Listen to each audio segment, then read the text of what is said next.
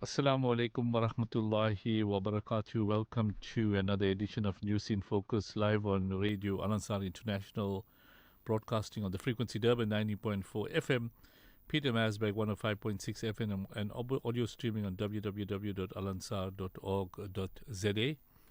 Ahlan wa sahlan wa marhaba bikum. My name is Yunus, Sacoor, and I will be in your company for the next 2 hours. We'll be interviewing our guests shortly. Today the date is the 29th of April 2026, equivalent to the 11th of Zulqa'dah 1447. On tonight's show, we're going to chat about the proposed tariff increases to be implemented by Ethekwini Municipality and Msunduzi in Pietermaritzburg. And we're going to compare this to the level of service delivery, because we know a lot of activists have been opposing any tariff increases because they have indicated for the last few years that service delivery at these municipalities have been at an all-time low. So the question they're raising is, how can you have tariff increases when the service delivery is not in accordance with the required standards? And as we speak, we know that there are a lot of challenges the municipalities are facing.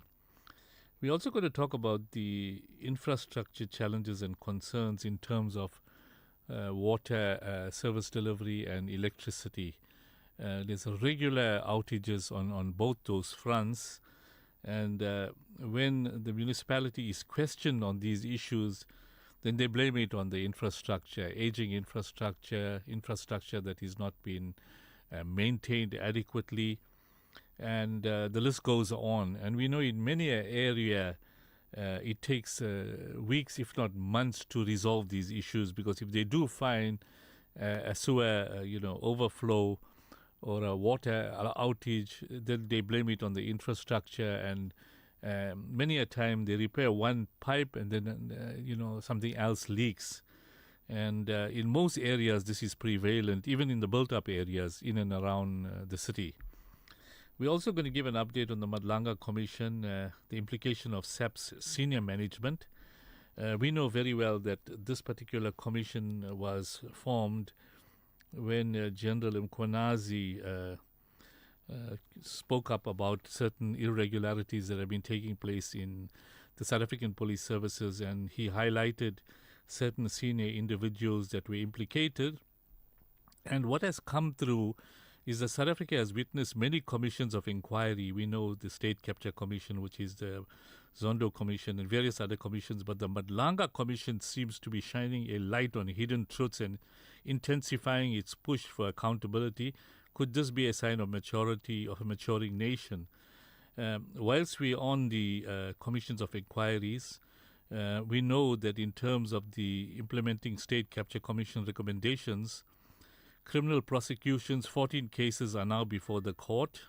74 accused total, 54 people plus 20 entities. 9 finalized matters to date. New cases brought to court against Transnet locomotives, Alex Core, Bosasa, Mekwentla, and the list goes on. So these matters are now getting before the court, and justice is now being served.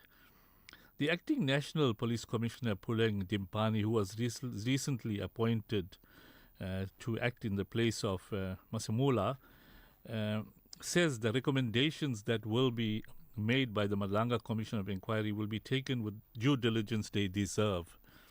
The South African Police Service, SAPS, and the Independent Police Investigation Directorate, IPID, are currently briefing Parliament's Portfolio Committee on police on their 2026-27 budget and annual performance plan, including the strategic plan.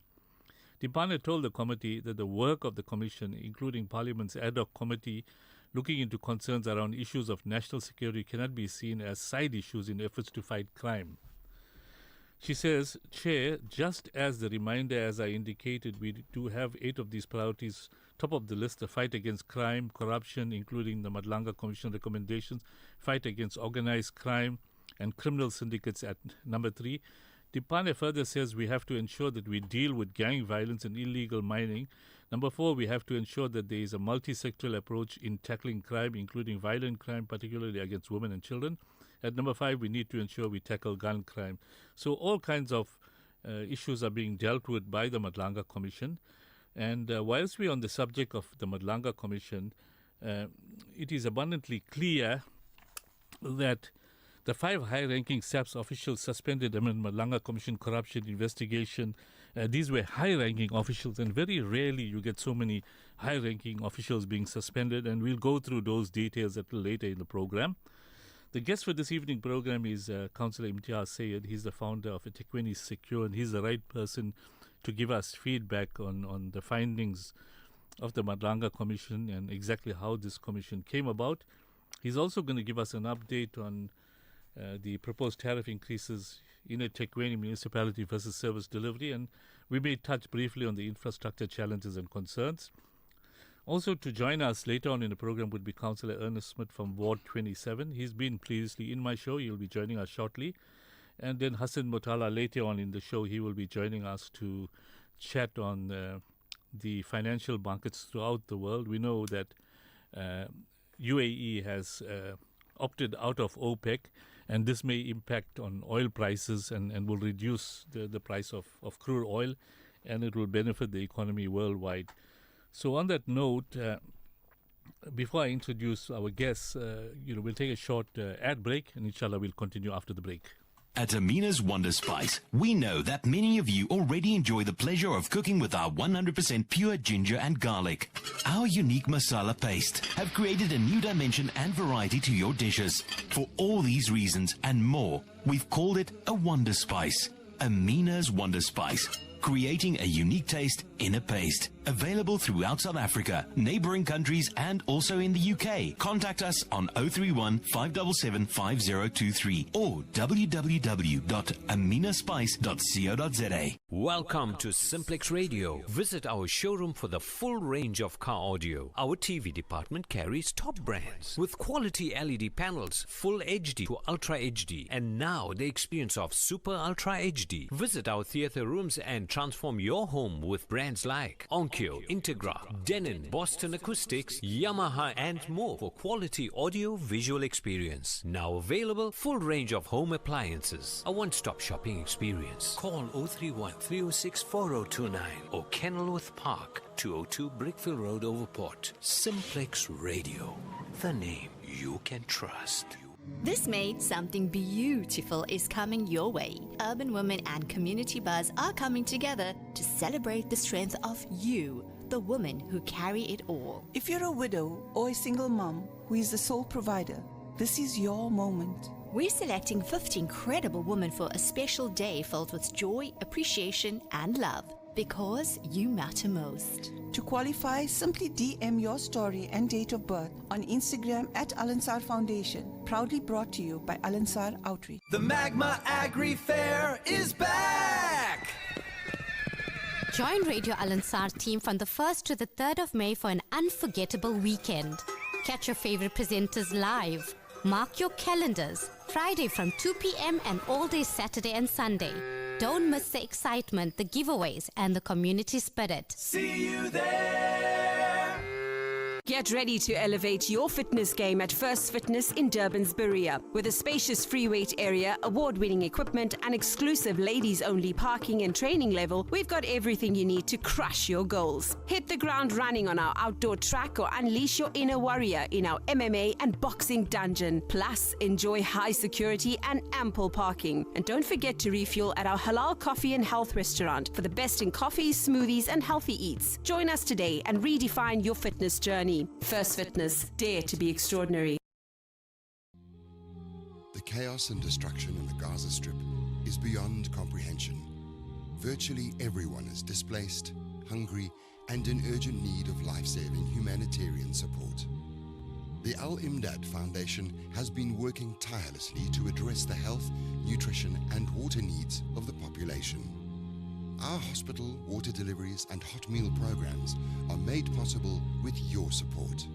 Your donation, big or small, is a lifeline for those in dire need. Help Gaza survive. Donate online at alimdad.com or call 0861 786 243 for more information. Audio stream across the world on radioalansar.co.za. नबी आपको मैंने देखा नहीं है नबी आपको मैंने देखा नहीं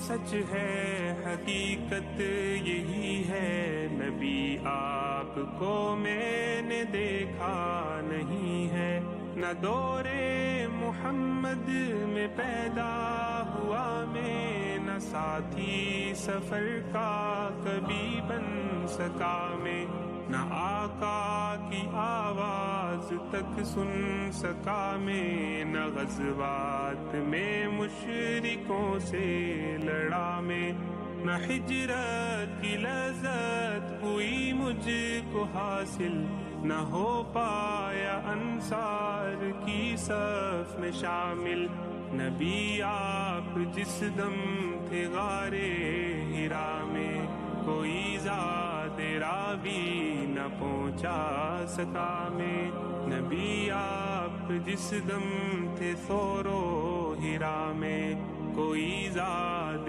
راوی نہ پہنچا سکا میں مگر سچ ہے یہ بھی قسم ہے خدا کی محبت مجھے آپ سے ہے نبی جی صلی علی سیدنا صلی اللہ علیہ وسلم صلی علی سیدنا صلی اللہ علیہ وسلم مجھے آپ کے گھر سے در سے محبت سفر سے محبت حضر سے محبت مجھے آپ کے ہر پہر سے محبت ہر ایک راستے راہ گزر سے محبت وہ ایمائے شق القمر سے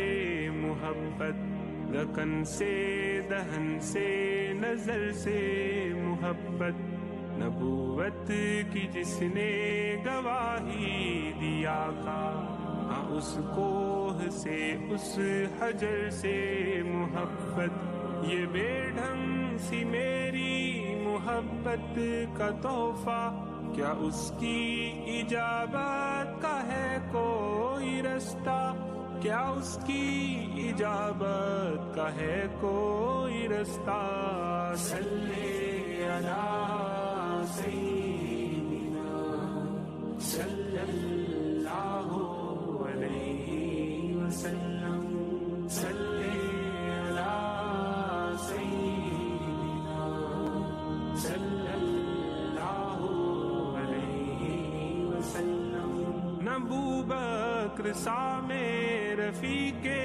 سفر ہوں نہ عثمان و حیدر ہوں نہ میں عمر ہوں نہ طلحہ نہ حمزہ سعید و سعد ہوں انس جیسا خادم نہ خالد اسد ہوں نہ میں ابن عوف و زبیر و عبیدہ نہ میں بود جانا معاذ و قتادہ نہ ارقم نہ اخنس بلال اور یحییٰ نہ مثل یسار اور یاسر نہ یعلا میں ان سب کے قدموں کے ذروں کا ذرہ مگر اے نبی آپ کا ہوں میں شیدا مگر اے نبی آپ کا ہوں میں شیدا صلی علی سیدنا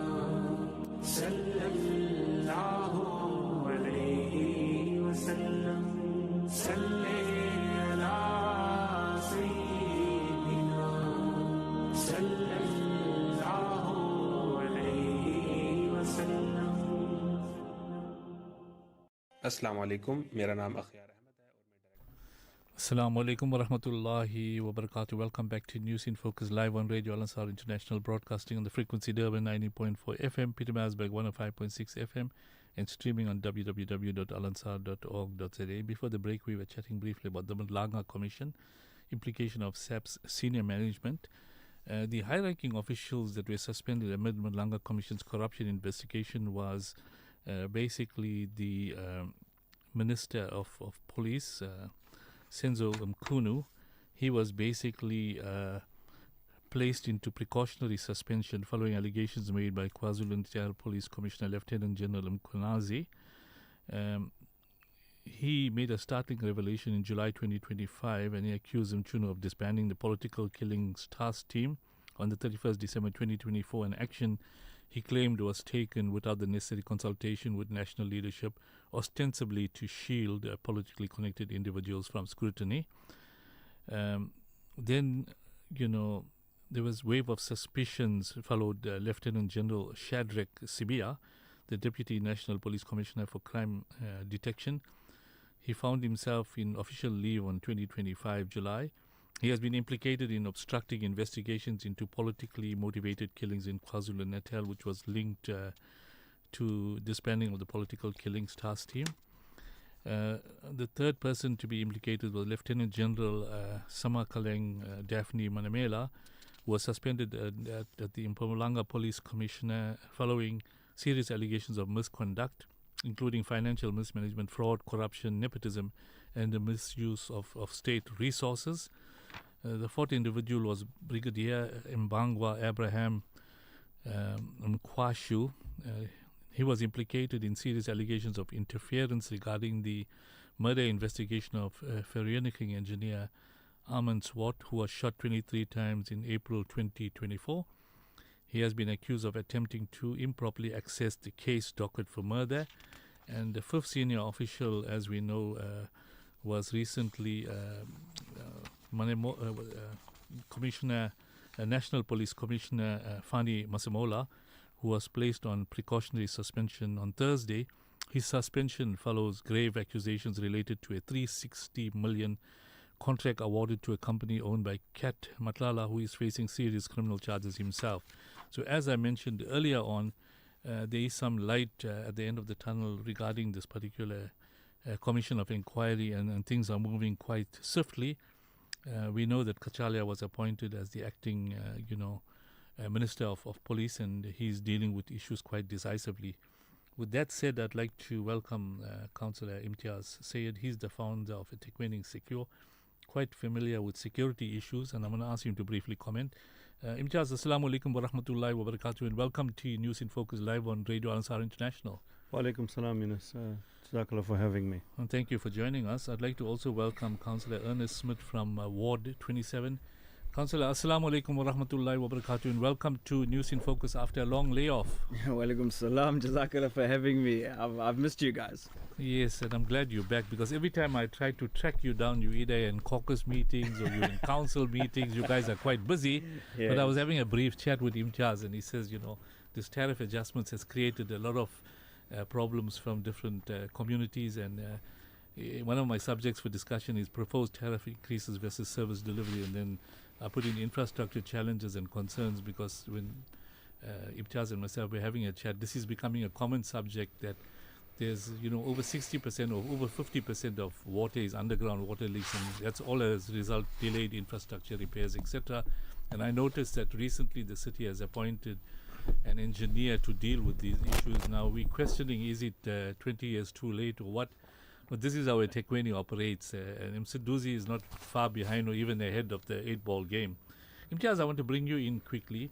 In terms of, you're quite familiar with General Mkhwanazi, and he's a KwaZulu-Natal individual, and he's a no-nonsense type individual. Absolutely. Perhaps you just want to give us some background about the way Mkhwanazi operates and your interaction with him. And is he the type of person who will expose any type of maladministration, corruption in the police force? Just to speak on the character itself, and remember I sat on the provincial board for 5 years. So obviously every month we met, and he's a number on my phone. So I know the man pretty well in terms of how he carries himself. And when he says something, he does it. He's a man, he's a doer. He comes from that background, he comes from that space. He's a no-nonsense type of person. He doesn't ask for favors. There's nothing that's there around him that you can say is improper. So when he does see these things, I firmly believe that it's in his nature, aside from being a policeman, it's in his nature to speak out about it. And if he doesn't get his voice across, he will take it to where he's taken it. And I think in this scenario, I think he's exhausted everything and he's discussed all the avenues that he's had. And he took it to media, and then it becomes a serious thing because now it's in the public eye and it needs to be dealt with. So I think the direction he took firstly was on point. I think what he spoke about was just the tip of the iceberg. And it opened up a whole level of things that are happening within SAPS. Now, what we need to understand about this, Yunus, is when we're looking at SAPS, we as the community are supposed to find confidence in them, irrespective. Correct. Whether it's at home, whether it's about someone extorting you in your local street or whatever, we want to be confident enough to go to the police station and say, this is what's happening, you need to protect me, it's your mandate. Now, if we change over and if he does what he does within SAPS, the filtration of that comes down into every single department in terms of accountability, and that's the good thing. Because the people to hold every other department accountable is in fact SAPS in terms of criminal opening cases, doing all of those things. And he also pointed at the judiciary to say, you guys need to get your house in order because we work with you, and if we can't speak to each other, we're not going to get this country right. So I think it's in the right direction, but believe it or not, this isn't going to be an overnight thing. As we see, there is a Madlanga Commission, sort of a PKTT grouping that's already, as soon as you come out from the commission, you're getting arrested, you're going to jail. All of that's happening, but it's way bigger than we actually think. Now, in terms of the timing of his exposure of criminal activities within the police force, before Senzo Mchunu, the Minister of Police was Bheki Cllr. Yes. Now, if this was rife and he was, the general during that period of time, why did he hold back and raise it after Senzo Mchunu was appointed, or was he giving Bheki Cllr an opportunity to deal with the issue, or what was the reason for the timing of the way he exposed the corruption in the police force? You see, when we're speaking to it and if you're understanding what he's saying, these things didn't happen in the time of Bheki Cllr. It happened in the time of Senzo, if you know what I'm saying. So it could have been happening in the time of Bheki, but he was unaware of it. He was brought into this by messages from Brown to say, there's something happening in KZN, can you fix it for us? And they tried to bring him onto their side. And as soon as he got wind of it, he is like this. He's strategic like this. He wouldn't say, no, I'm not going to get involved. It's a policing issue. So he's going to meet with you. He's going to listen. He's going to make you feel like you're his friend. And then he's going to put it all together. And when he had it together, he said, this is what I have. And this is how big it is. And this is where it leads to. You know? No. So I think it's important for us to understand it wasn't about timing. It was about having the correct information. He couldn't come out with something just blatant and saying, I assume. He needed to have everything in its place. And he always says this, whether it's in the ad hoc or in the Madlanga Commission. There's things that he can't say there because it's going to come out in trials and those kinds of things, you know. Ernest, I want to bring you in. I'm not sure how au fait you are with this commission of inquiry, because through the municipality you have major problems with Metro Police. Activities going on. I'm not going to say that, there's corruption as well, because you guys would know more about it. But I know there are allegations of Metro Police officials accepting bribes and not issuing fines, and many of people were victim to those type of things. And even up till now, they tell you, you were caught with this problem or that problem, and I need lunch money and those type of things. And people accuse them of earning low salaries, but in municipalities, you'll have a Patterson's grading system, and most of these officials through the unions have been earning decent salaries. Even those traffic officers that give tickets. Recently, there were allegations that they're ticketing people who are parked in the mosque yards and forgetting about criminal activities that are taking place. So Metro got its own challenges. What's your take on the current state of security in and around our area, which is Ethekwini? That's a double-edged sword by itself. But I think it. Let me start off and say it's not everyone, all right, because you can't paint everybody with the same brush. But having said that, it's actually funny you mentioned it, because I actually received a complaint today from business owners who say that, you know, Metro seems to be targeting specific businesses and people on the road, versus the informal traders, which are, you know, here, there, and everywhere. And I think that's where our system also loses a bit of focus, because we tend to go after the low hanging fruit versus the hard versus actually dealing with the harder issues at hand. Case in point, probably Imtiaz, you know about it as well, the shooting that happened just down the road at corner of Crescent and Ridge Road. Exactly, and a lot of residents are bringing issues to the forefront to say, well, you know, both from a SAPS perspective and a Metro perspective, to say, well, where are our law enforcement? What are they actually doing? And it's unfortunate to say, but a fair amount of them are actually sitting guarding councillors like Imtiaz and myself. For what reason, we can't say. But it's a question that we have raised many a time, to say that we're already lacking enough boots on the ground. There have been multiple accusations of Metro Police and SAPS officers taking bribes. And while people can say, oh, well, they earn a pittance for a salary, actually, you know, in comparison, not everybody earns that badly. And you boil it down to greed. I mean, then it opens up the can of worms to say, well, how many people, or should I say officers, are involved in the drug trade? How many are involved in actively, you know, accepting bribes from drug dealers and the like? And there's multiple accounts from people in and around many wards and across the city to actually say, listen, we've paid the guy $100 or $200. I mean, so the community is contributing to this scourge as well. Yes, because it's easier to pay the bloke. Well, it's gone up from 100 to 200 now, because obviously, then getting a fine of a couple of grand. Exactly. Whether it's your balding tires, or whether it's your lights that are out, or you haven't got your headlights on, or whatever the case is. And a lot of people are actually complicit in it. And our own people who live around the corner in the communities, they're willing to bribe these guys.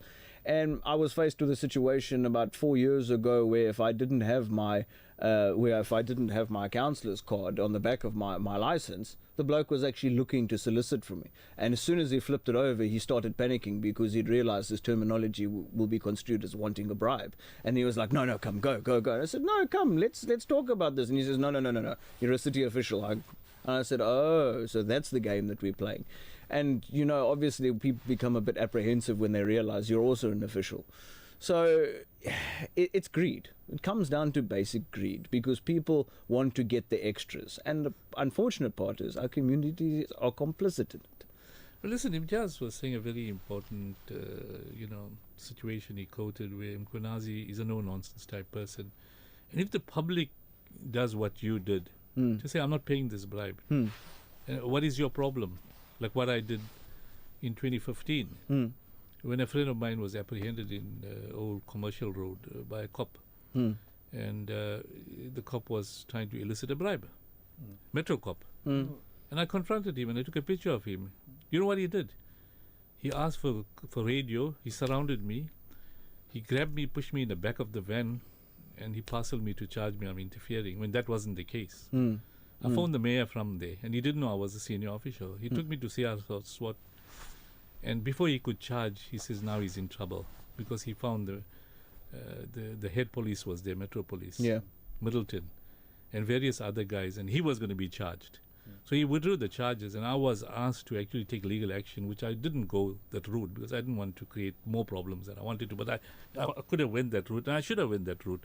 So what I'm saying is officials must deal with these things decisively, or those that are being unfairly apprehended, like what Madlanga did, so that, you have what Mkhwanazi did, so that you've been protected by the law in terms of, uncovering maladministration and corruption. But I think it's a symptom of a larger thing, Yunus. We are only seeing the symptoms of it. There's a much larger cause at play, and I boil it down to greed. I boil it down to people wanting more than what they are paid to do. I mean, no, but then there's another point I want to bring, and that is now an abuse of power, because these officials have got an element of authority when they're stopping an individual. And straight away, the individual gets afraid. He doesn't want to now raise issues, and he'd rather pay the 200 rand than really facing charges or whatever. And Imtiaz, you come across a lot of these things in various cases. Imtiaz, you want to come in? Yunus, just to cover you on this issue. You see, when a police officer becomes a police officer, he's not corrupt. He learns from others. Now, what you need to remember is that a police officer gets between, depending on where you are in ranking, it's starting out at 18,000 and going up, right? You knew what you were going to get when you started work. You're getting a subsidy, you got medical aid, you got all the coverage that you need. You got a good package. You got a good package, yes. right? It's a fair amount, it's decent, you can live, correct. right? Yes. So let's not go into the issue of they earn differently. You knew what you're getting into. Correct. You knew you're getting a job, it's going to be a government job, you're getting all of those perks. The problem comes in is when you go out onto the street with others and you now start get influenced. You get 500 a day. If you account for that, it becomes almost 10 to 15,000 and over and above your salary, and you build your lifestyle according to that. Now it becomes a must. And that's one of the issues. But the other thing is, we as citizens don't know our rights. We don't know what we're empowered to do. There is IPID. You can complain to the city. You complain to your councillor. You do all of those things. If you are not compliant in terms of what you are doing, and you know you're against the law, then you want to pay a bribe. So if you know your tires are bad and your license is expired and all of these things, then you want to solicit them for a bribe. You're in the back foot. And that's a problem. So it's a two-way street. But if you know 100% that you're correct and your car is right and all of those things, then don't accept that. Because we come from something called the South African Police Force. It's now the South African Police Service, and we speak about this in our platforms of CPF all the time. The police need to change their mindset. They're supposed to be providing a service. They must become approachable. They must do all of these things. And when they're not doing that, then they want to show that they're a force because they have a badge. We must know our rights. You want to search me, you want to search my vehicle, take me to the police station. But what do? They now make it a slow-moving process. Okay, come, we go with you. They'll say, no, we're going to go on lunch, you need to wait there, and all of these things come into play. They frustrate you to extort you, and that's a problem. Now, let me tell you what has come into play for that. There's something called expeditious. Now, expeditious is within SAPS as well as in Metro Police, right? The PC has said that where there is smoke, there is fire, irrespective. And I'll give you a scenario of what I'm talking about. 2 police officers solicited 500 Rand from a foreigner, right? That foreigner, under advice from his boss, said, go and open a charge. Your papers are in order. You're in the country legally. You were not working at the time. You were driving with the proper license. Why did they take this money from you? So he went and he opened a complaint, right? When he opened that complaint, these officers went and spoke to him and this and paid him and whatever and said, please we'll go withdraw. So he went and withdrew. So he became the accused. No, he withdrew. No problem. So he says, no, I don't want to carry on. I'm going to court, this, that. I don't want to carry on. What did the provincial head office say? Nope, we're not withdrawing internal. We're going according to the statement. He might have withdrawn because it's a legal thing and go to court and all of that and charge you for extortion and corruption and all of those things. But internally, they were dismissed. Immediately, lose their pension. And those messages that have been going around station to station has stopped corruption to a major degree. You wouldn't find SAPS now trying to solicit you because they know the consequences. Anybody can phone IPID and say, this is what's happening. They send you the money is marked, they're getting arrested, and it's done. It's not a long, drawn-out process. And they can open up false charges on you in any event, and you must challenge that. You challenge it. You have rights. We have a constitution. You're protected in this country. Now, Ernest, I want to bring you back on this Metro Police issue because we know a lot of them are all over the place, including in Atrium, where there's been, and Imtiaz also knows about it, that there's been these car guards running amok and pointing out the criminals to cars that, they do this remote jamming, etc. And they're part of the cabal. Now, people go there to Atrium, park on the side of the road, and I know those that park maybe in the red line, the cops are there within minutes to find you. But are there areas where there could be serious criminal activity they're more interested in finding than really leaving that and going targeting the criminals? Now, Metro Police has had, a scourge of maladministration and, corruption. and they've changed officials and senior officials from time to time. Now, I'm not sure because recently one MP, and Imtiaz, you may have seen that, reported that in a mosque in 45th Cutting, there was a police officer in the parking area examining people's tires. Now, a car is parked, it's stationary. Correct. You're interested in that, and you come in there, especially on a Friday during, Jummah prayers, and you're not interested in criminal activity that's around the corner. So this individual apprehended, and that lady just kept on walking. She could well have charged him and said, "You're interfering with my duties," and turn this sort of situation around. So now, in terms of Metro Police, because they are large in force. I mean, from the time I started and from the time I retired, it's like quadruple the number of employees they've got. So the cost of running Metro Police, when I looked at the budget back on those days, was phenomenal. Are they really performing their functions effectively, or are there still huge problems? Because when we talk about poor service delivery, we're not only referring to roads and stormwater, but also with regard to policing, security, because they are a combination with SAPS to deal with security. Now with the recent unrest in the city area where there's xenophobic attacks against foreigners, and those countries are now raising concerns, and some of them are being assaulted. What is Metro's position? Are they just walking past, disinterested, Ernest? Metro, to answer your question, there are still problems. There are still operational issues within Metro Police itself. I mean, I could hop on, and as you very well know, I could hop on about the SCM process and say, well, these are the issues that are affecting them.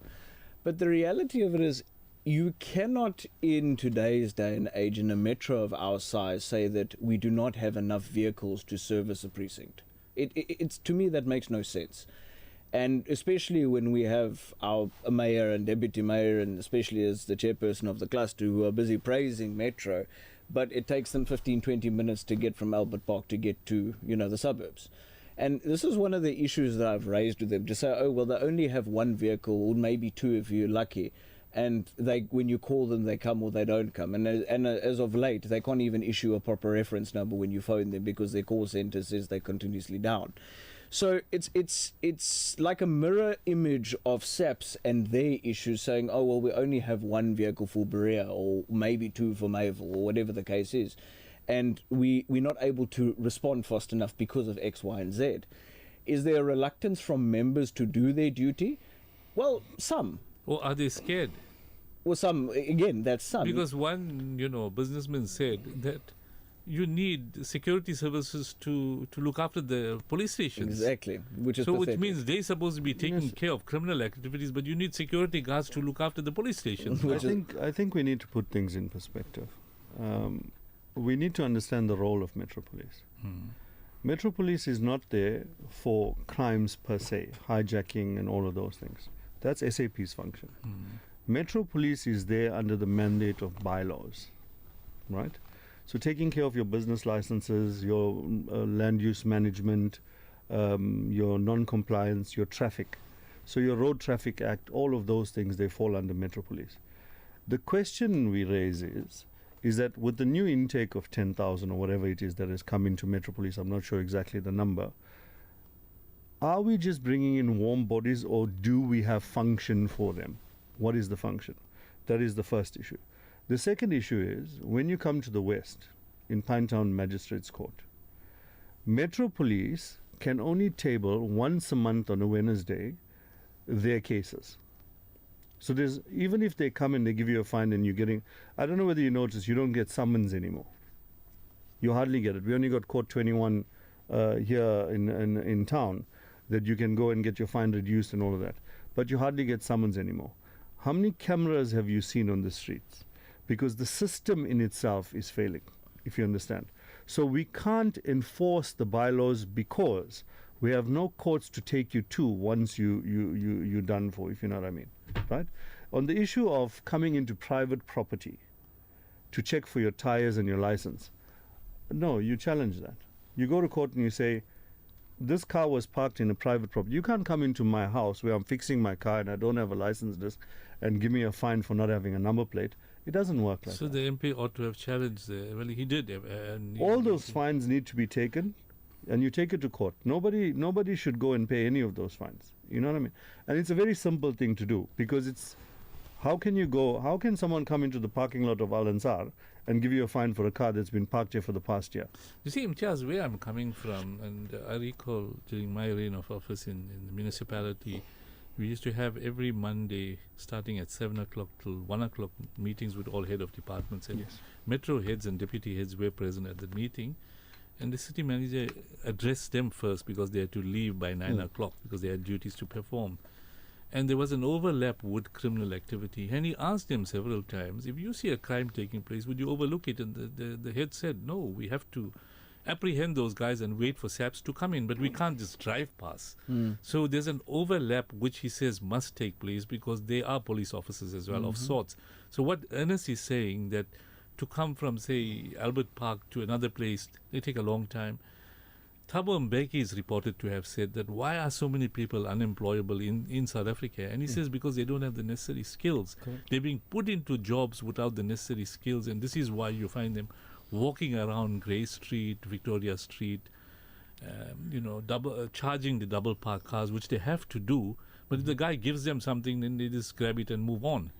So the point I'm making is that citizens of the city, and indeed the different areas like Asheville, Overport, etc., they see Metropolis, all they're doing is issuing fines. For example, in Atrium, they will come there, park the car there, wait for an hour, go and do shopping, and just issue fines, guys parked on the red line. Whereas you could have some car guards involved in criminal activity, and they won't even apprehend those people. Or you might find taxi drivers creating violence. Metropolis are there, they're supposed to be police officers too. They must intervene, Imtiaz. That's what I'm saying. So just to cover you on that, on the issue of Overport City, I was the one that called the senior superintendent and said, firstly, you've got all the Ubers and Taxifys parking on the side, and we got calls from the residents saying these guys are smoking and urinating on the street, and there's car guards. And where I really got upset, it was actually my daughter that came to me because her friend lives across the road, right? When she went and her friend comes out, the car guard in fact said, I know which number you stay, your mother and father are not at home, and all of these things, right? And that got me very concerned. And on the same day, later that day, a car was stolen and the car guard knew about it, right? And that's when I spoke to the senior superintendent. I said, these car guards need to be removed. We put out our don't give. And we tell the residents all the time. If you don't want vagrants in your area, stop giving them money. Giving them food, giving them money, you keep them here. Because if they're not getting anything from you, they're going to go to another area. The question I raise all the time is, do you find homeless people in Madlanga Rocks? No, the windows are up. Nobody's opening the window to give you 5 rand. So we need to inculcate that into our lives. Your car guards on your streets are part of crime. And not only the guys in the robo corners are the beggars. And, Ernest, you may want to come in here, is when you open your window, then your cell phone is gone and you can't chase the guy because you're in the stop sign and the man is gone or a lady is gone. So don't open your window, as Imtiaz is saying. I mean, there were a lot of activities where these guys profess to be beggars with no hands, etc. Suddenly the hand grabbed the cell phone and they're gone, or the bag from the back. Or the famous one, everybody suddenly becomes a Muslim on a Friday for Jummah time. Everybody has a gurda and has a... Well, listen, the golden rule, Imtiaz, as you mentioned, is don't open the window. And you can't trust anybody because you don't know who this individual is. Well, I was a victim of that, and the window was that thing. And I saw fingers come in. I mean, I don't even know how the bloke tried to get in, and my cell phone was here. But the reality of it is, and I think Imtiaz has hit the nail on the head. Everybody wants to feel sorry for the bloke on the sidewalk. I mean, you go opposite Epsom and go to Crescent Street. You go down the road. There's always somebody giving these guys something. The problem comes in is when you want to try and educate, and people want to get, for lack of a better word, arachat, or have attitude with you and give you lip and everything. And that people think that you don't have a heart. The reality is there are organizations that are tasked or are aimed at helping these people, and these people being the real right downtrodden people who are destitute.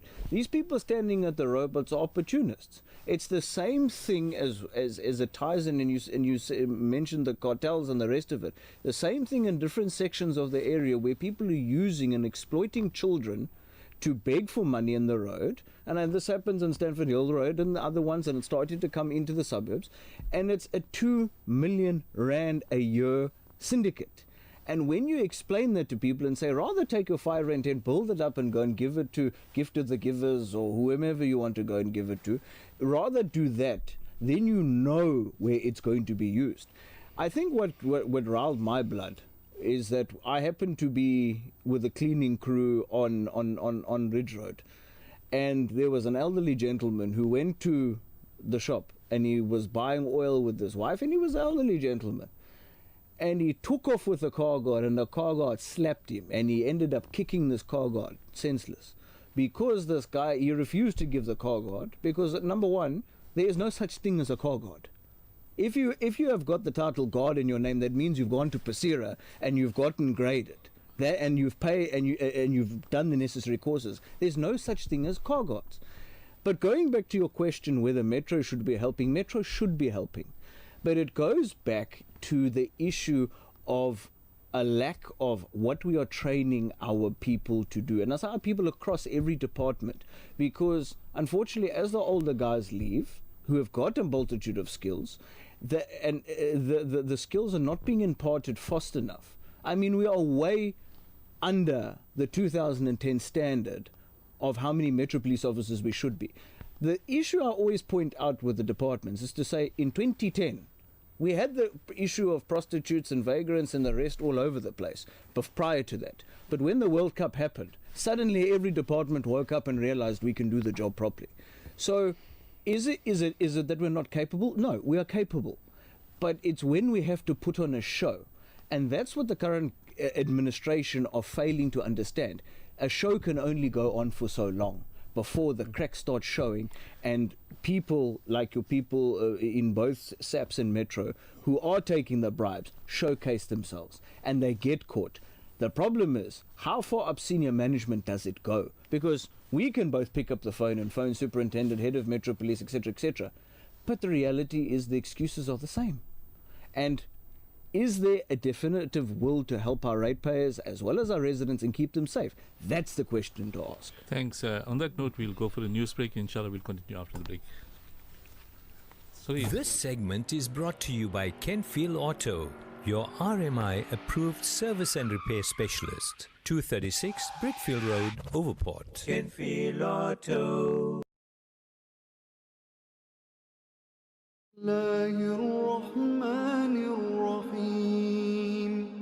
ربنا عليك توكلنا وإليك أنبنا وإليك المصير. Car won't start? Kenfield Auto. Noisy brakes? Kenfield Auto. Due for a service? Kenfield Auto. Kenfield Auto, the answer to all your car problems. Your service and repair specialist for your VW, Audi, Suzuki, Toyota, or just about any vehicle. Kenfield Auto, your RMI and insurance approved workshop. Follow the red and white board in the passage at 236 Brickfield Road, Overport. Call Shafi on 031 207 2399. Kenfield Auto. An informative Islamic global perspective. This is Al Ansar News.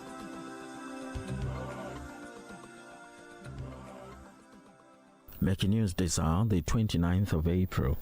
The news from Durban 90.4 FM, Peter Maritzburg 105.6 FM. A doctor is arrested for allegedly sexually assaulting patient America Monina. A 69-year-old medical doctor has been arrested for allegedly sexually assaulting his female patient at a hospital in Madeden in KwaZulu-Natal.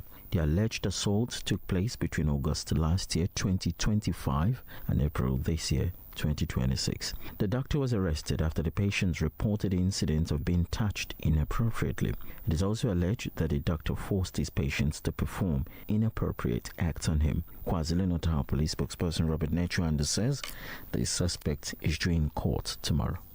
More news. Service delivery issues in the Utugela District Municipality in KwaZulu-Natal have marred the Democratic Alliance DA's working relationship with Inkatha Freedom Party, IFP, in KwaZulu-Natal.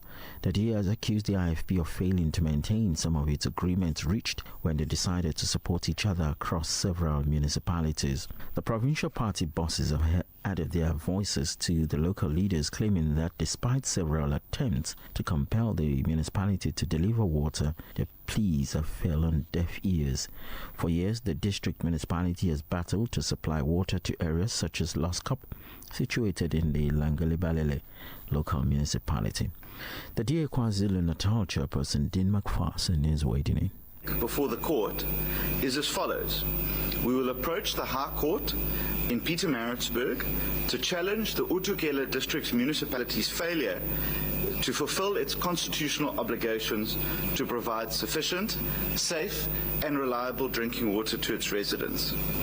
Section 27 of the Constitution places an obligation on the Utugela municipality to take reasonable legislative and other measures to ensure that its residents have access to sufficient water. It has failed in its obligation to realize this immediate right. The municipality's failure not only breaches Section 27 of the Constitution, but also a range of other rights protected in the Bill of Rights, including the right to life, the right to dignity, and the right to an environment that is not harmful to one's health and well-being. Morning is the Democratic Alliance's DA's Johannesburg mayoral candidate Helen Cllr says outdated city bylaws are hindering efforts to revive Johannesburg and restore its infrastructure economy. Cllr argued that current legislation makes it difficult to deal with illegal land occupation and building invasions, which he believes are key contributors to urban decay in parts of the city. The DA is now advocating for changes to the national legislation governing eviction, saying the reforms would make it easier to remove unlawful occupants from invaded properties and illegally occupied buildings. Helen Cllr has this to say. It's important to work with the business sector to rejuvenate parts of the city, because this can't be done by the local authority. It has to be a public-private partnership. And I'm very encouraged by the work that's already been done in Main Street, Johannesburg, where I met the entrepreneurs behind it. They've got very good methods. The place is looking a whole lot better from Gandhi Square already right down to the Magistrates Court. Then I was speaking to a major developer in Hillbrow the other day. Ironically, I went right to the top of the flat building that used to be my granny's flat building in Hillbrow, and on the 7th floor I looked out over the whole of Hillbrow with a company that's already bought 70 buildings in Hillbrow with a plan to do exactly that, go into public-private partnerships, sort out those buildings, turn them into affordable access-controlled units. And when you empty a building like that, you have to do it in conjunction with Home Affairs. Finally, Bellarmine Mugabe, the son of former Zimbabwean President Robert Mugabe, has been sentenced to a fine of 600,000 rands or 2 years imprisonment after violating firearms and immigration regulations. Bellarmine Mugabe, alongside his cousin Tobias Matodzi, appeared before courts today. The court's ruling includes a directive to deport Bellarmine Mugabe from South Africa upon the conclusion of his sentence. Matonze, his cousin, who was co-accused in the case, was handed a 3-year imprisonment sentence. Both men pleaded guilty to multiple charges related to the shooting of an employee at Mugabe's Hyde Park residence in February. Following the completion of their sentences, both individuals are expected to be deported. Your weather, it's 22 degrees. A quick reminder of our top story. A 69-year-old medical doctor has been arrested for allegedly sexually assaulting a female patient at a hospital in Madeden in KwaZulu-Natal. Report says he is expected in court tomorrow. That's the news.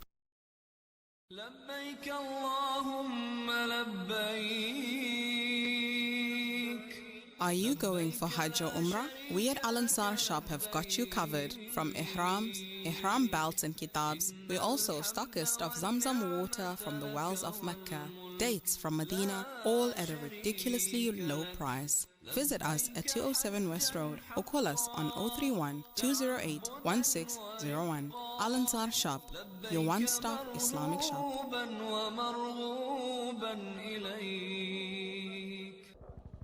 Gaza needs your support more than ever. Homes have been shattered and families have lost everything. With your support, our teams are delivering clean water tankers, feeding the hungry and assisting orphans who have no one left. Let us give Gaza whatever help we can. African Muslims Agency, empowering, educating, inspiring. This May, something beautiful is coming your way. Urban Women and Community Buzz are coming together to celebrate the strength of you, the women who carry it all. If you're a widow or a single mom who is the sole provider, this is your moment. We're selecting 50 incredible women for a special day filled with joy, appreciation, and love, because you matter most. To qualify, simply DM your story and date of birth on Instagram at Al Ansar Foundation. Proudly brought to you by Al Ansar Outreach. Hey kids, are you ready for the best weekend ever? The Magma Agri Fair is back. Come and flee the fluffy cows and goats. Or go for pony ride. There's rock climbing, camel rides, and dual helicopter. 3 days on non-stop fun. Mommy and Daddy, you have to take us. At ABSA Islamic Banking, we get that the first lessons about money are never just about money. 2, 3, 400. And what do we do with it? We save some. And we give some. That's my boy. They're about responsibility, generosity, principles, and banking that honors your values. Get an Islamic youth account for your children, plus discounted banking for your spouse with Ultimate Islamic Banking. Apply online. Your story matters. ABSA. T's and C's apply. ABSA is an authorized financial services and credit provider. Qurbani is an act of worship, a sacrifice made for the sake of Allah. But for some families, it may be the only time all year they are able to have meat. A simple meal, shared, remembered, longed for. This Eid, your Qurbani can reach them. From just 1,300 Rand, you can provide Qurbani meat to families in over 30 countries. Make your Qurbani count for them. Give Qurbani, give love. With Islamic relief. Radio Al Ansar, 24/7, 365. Allah, Allah, Allah, Allah, Allah, Allah, Allah, Allah, Allah, Allah, Allah, Allah,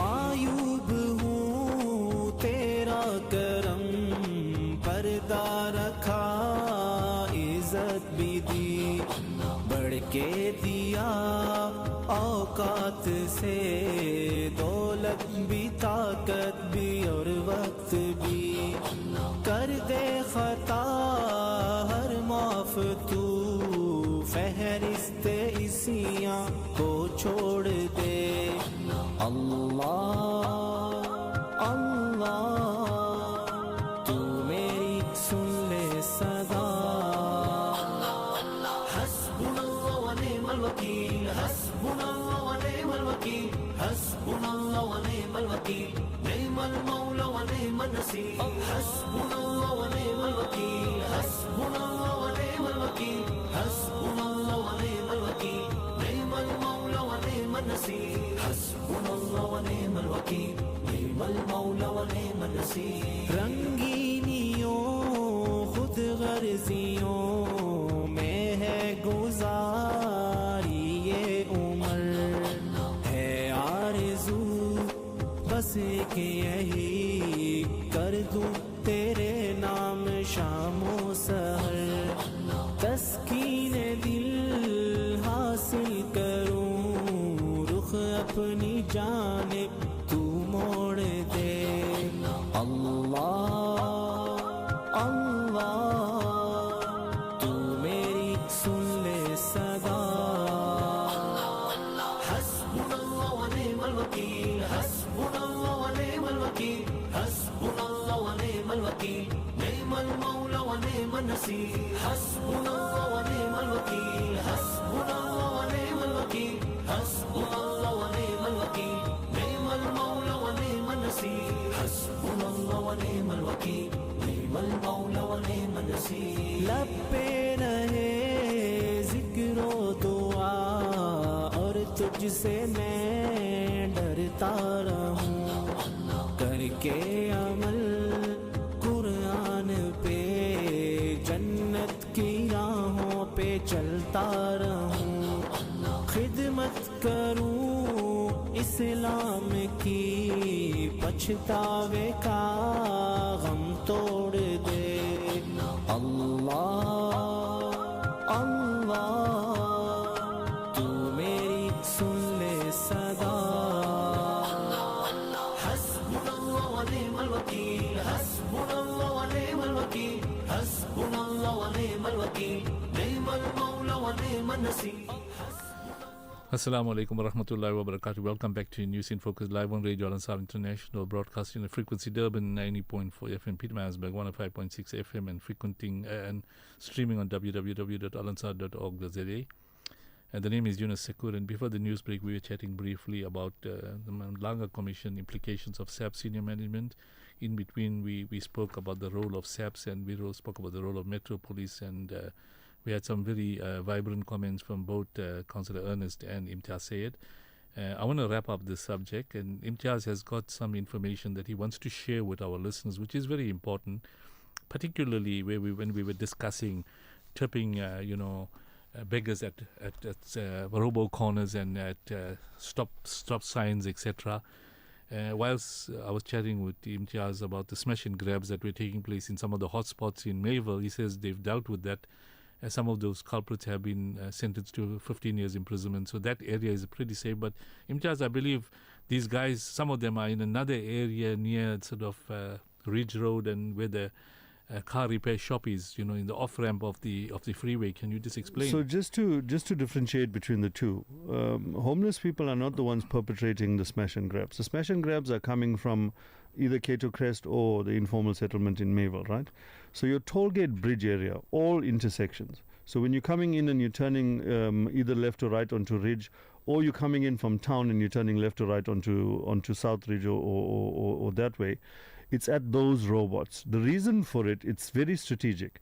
You coming up, you one way, you can only go in one direction. So they smash and grab you and they run in the opposite direction. So you can't even really give chase. Or they go under the bridge and then carry on the freeway. Now you can't stop, leave your car and all of that. And we must understand their modus. So they're working in twos. One will come tap your window like he's acting like a beggar, and the other one's busting your window on the passenger side, pulling your handbag or your laptop or whatever it is. So if you are going in that vicinity, always put your laptop or your safe things, your phone and all of those things, either in your door pad side or in your boot. That's important for that area. But just to come into the issue of homelessness and vagrancy, what you must remember is that PRASA has taken back the railways. And therefore you'd see all of these videos going around on Ambilo Road and Sydney Road where they're putting up these tents and all of that. Now the city has taken the decision to move these people out of that area. Where have they ended up? They've ended up here in your hometown, in Overport, in Brickfield Road, on Ridge Road. You're going to see many new faces. There's an ecosystem and we need to understand this, right? We become part of that ecosystem. If you leave no sugar on the counter, there shall be no ants. That's the reality of the climate. So every time you open your window And if that person is hooked on drugs, he then now needs to find somewhere to buy those drugs from, right? That means that if there's a need, a drug den opens up in your area, and therefore in Overport we have a drug issue, right? Because there's a market. Supply and demand dictates where things happen. You're not going to expect a homeless person from here walk all the way to Mayville to go buy his fix for the day at 18 Rand. It's not going to happen. So you're going to have drug dens pitching up. When they can't get enough money on the street, now it's your water meter, your copper pipe, or your car, or your tire, or your wheel cap, and your battery. So that ecosystem, you become a part of it when you open your window. So don't open your window. Stop giving money there. There's Payless shelters in town. There's many shelters. If you drive down the old Window Street, you're going to see shelters left and right. Go and give your 200 Rand there because it makes you feel good. Go and do that, or go buy bread and give it there, or do whatever you want to do, but do it in a proper manner. Stop giving people money on the streets. There is no such thing as a car guard. If the car guard wasn't there, you wouldn't need to give a car guard to protect you from a car guard, because that's what you're doing. Okay, so Imtiaz has just given us some tips that we must be mindful of. You're not obliged to give the car guard anything, and at the end of the day, rather give your donation elsewhere.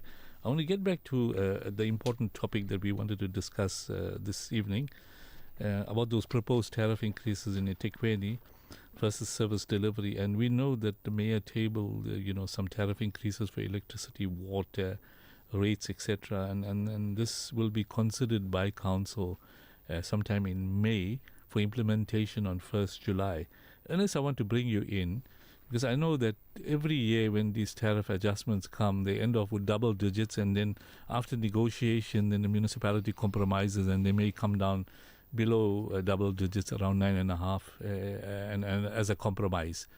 Now, what is the current situation in council? I know ratepayer associations, civic organizations are opposed to any tariff increases because unemployment is at all-time high. People are battling to eke out a living. They cannot afford the normal electricity and water charges, let alone any increases. And this is going to lead to more poverty in and around not only the city but the country. So what is the atmosphere in the municipality in terms of the different political parties relating to tariff adjustments? Because I know back in the day, when the ANC was not in government, they were vehemently opposing any tariff adjustments by the apartheid government. And now they're in government, and they are basically proposing these tariff increases, undoubtedly by the city finance section. But, obviously they should be part of the process of actually opposing tariff increases. So what is the atmosphere out there in Ethekwini? One would think that logic would apply, Yunus. But unfortunately, for us, and I say us as the DA, you have to look at the situation. Oh, okay. Okay, no problem. I just shove it there.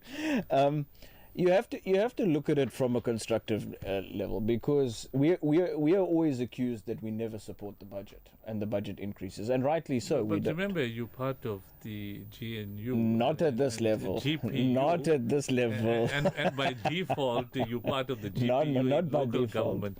The issue, Yunus, is that when you look at the budget, I'm aware that you're not opposing it for the sake of opposing it, but genuine poverty, you're concerned about the citizens out there, the affordability. So what is your position as a councillor? Leave the DA cap out for the time being. Well, the reality is, if you're going to put these increases on, your cost of living your cost of living is already being stretched, and you're already stretching an already stretched ratepayer. Ratepayers are turning around and saying, where must we get this money? Because our salaries are not being increased at what the municipality wants to put up. And the secondary question that comes and says, even if they do put it up, we're not going to get the quality of services that they keep on promising us. That's the reality of it. And so you're not getting value for money for what you're paying. No bang for your buck. And then affordability becomes an issue. 100%. And then you go into default, and then you end off being disconnected or threatened to be disconnected. Or completely disconnected. And that's why the city finds itself in this completely repetitive cycle where they have to give 50% write-offs and the like, what we saw at the beginning of the year, to try and recuperate the money. But even the write-offs didn't work, I believe, because a lot of people didn't qualify for the write-offs for whatever reason. Well, a lot of people experienced, and actually some to date are also fighting with the system, because people went to your Sacoor centres or the Martin West or wherever it was, and even some of the staff themselves didn't know what was happening. I've got first-hand experience. I went there and the guy said, no, you don't qualify for whatever reason. But when you phone your finance officials and say to them, listen, is there any preclusion from this? And they say no. Then you go back to them and say, I've just spoken to your finance heads. Now what's going on? Suddenly it's a case of, oh, who did you speak to and the like. I actually have a specific case where a resident... Those that implement or introduced the policy did not educate those that are implementing the policy. Oh, no, they say they did. They say they did. And those guys still don't know what's happening. Well, half and half. So a lot half. of people didn't qualify because they don't know how to work out whether they qualified or not. Well, it comes down to the officials. Because you know what problem has cropped up, and this has happened to Al-Ansar Foundation. Yes. A bill of 148,000 was brought to me this morning. Yes.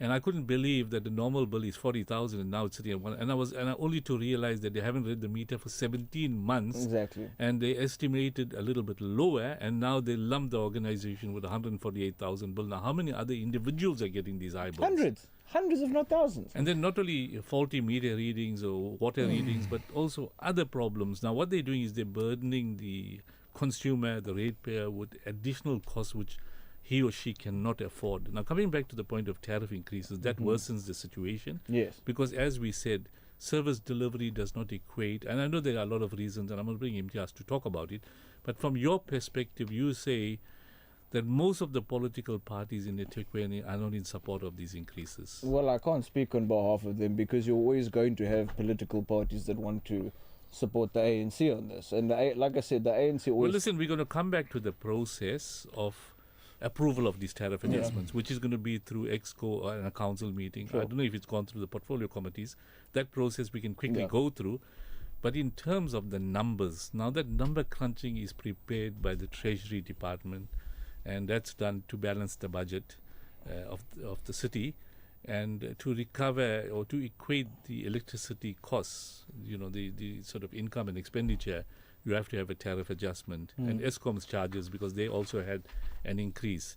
So I was going to get to that, because you have to take that into consideration. That's right. Now, the reaction of the councillors, you got 220 odd councillors, of which maybe the majority could be the ANC as a political party, together with the alliances. But even during my experience, when we prepared a budget, I was in Treasury, the ANC was first to oppose it, to say, where are you coming from? You have to relook at this. That was the mentality. Why has that changed recently? Is it because the Treasury is giving them no choice, or is it because they don't know much about how the budget works? What is the problem? You've hit the nail on the head. To reconcile your expenses, you have to make sure that, number one, you balance the books. That's basic economics. You cannot spend on one end and not bring your money in. If you look at how much the city is losing, I'm talking just water. Imtiaz was going to come in on that. I'm sorry to jump the gun on that. But the reality is, if you see how much we're losing on just our on our water, on our electricity, the reality is people are not understanding basic economics. If you are not making enough money coming in, you cannot be spending recklessly, because the amount of unauthorized expenditure is growing. The amount of the debtors book is growing. And this is what people don't understand. This lavish product, these lavish fancy now, to do. Ernest, I want to stop you there. That is basically the cause of the problem. Yes. The question I'm raising, and maybe we can stick to that, is that what is the atmosphere out there by the 210 or 220 councillors? Are they all unhappy about these increases? Because 11 or 12% of electricity hikes for a business becomes quite a high amount. And for sure. Now, I know with the townships, etc., there's a different ball game there. There's electricity being just bypassed, etc. But those diligent payers in the different areas, they're feeling the pinch because a lot of them are grantees, they're pensioners, and they're getting 2,250 or 2,300 a month. If you like. And they can't even come out with that to sustain a living because the costs are so high. More than 50% of our communities are in that category. They are pro-poor. So those are the people that are badly affected. So what are those councillors saying about affordability of these tariff hikes? Because they're they're across the board. Well, I can speak for my councillors. Yeah, what is your party's position? The reality is that we won't be supporting it simply based on the cost of living is too high. You put these on the residents and you put these on the ratepayers, and you are going to stretch this rubber band past the point of return. The city has created a monstrosity of its own creation, and that is why it's battling to get out of the spiral. The councils are coming back and saying, residents are saying we cannot afford these tariff hikes. And rightly so, everybody should be angry at this because this is a failure on behalf of the administration to reconcile expenses according to the expenditure and balance the books. So you're saying that your party vehemently opposes any tariff increases, of course, let alone below the double digit. Imtiaz, I want to bring you in. You mentioned previously and in previous interviews, and last week we had some ratepayer associations here. They attended those public hearings because it's mandatory in terms of the Municipal Systems and Structures Act to have these meetings. Mayor is quite a progressive individual, and he presented the budget as prepared by Treasury, and he asked for comments, and most of them, including ERPM and others, and ERPM has got a meeting on the 4th of May asking other parties to come and join to oppose. Now, these tariff adjustments have come because of various other reasons which Ernest is talking about, underground water leaks which is not recoverable and other irregular expenditure, etc. So now, is there no choice but the city to increase the electricity and water tariffs by these numbers, or can they avert it, firstly, Imtiaz, and secondly, how do we deal with the impasse? Because in the next few weeks, you're going to have a council meeting where there's going to be a decision on the matter. So, Yunus, let's be very, very clear. And let's not talk about party politics and all of those things. That's what I would prefer, right? Yes. Right. Understand that the ANC has 95 seats and the IFP has 17. This council is made up of 222 councillors. To pass anything in council, you need 112 votes. They have that. This budget is going to pass whether the DA screams from the ceiling or the roof or anywhere else. That's what's going to happen. So let's just get that off the table. So in other words, So the majority will decide. Now the decision would be what is a realistic increase. Now, remember, the budget has gone through all the committees based on whatever it is that they've understood. This has already gone for public participation. Has the committees approved, or they? The committees have sent it to public participation. Based on public participation, the executive committee would decide what they're going to change, and they would propose that to council. They'll take cognizance of the feedback from the community. Right. Whether they change it or not is left up to them, but they will bring it to council.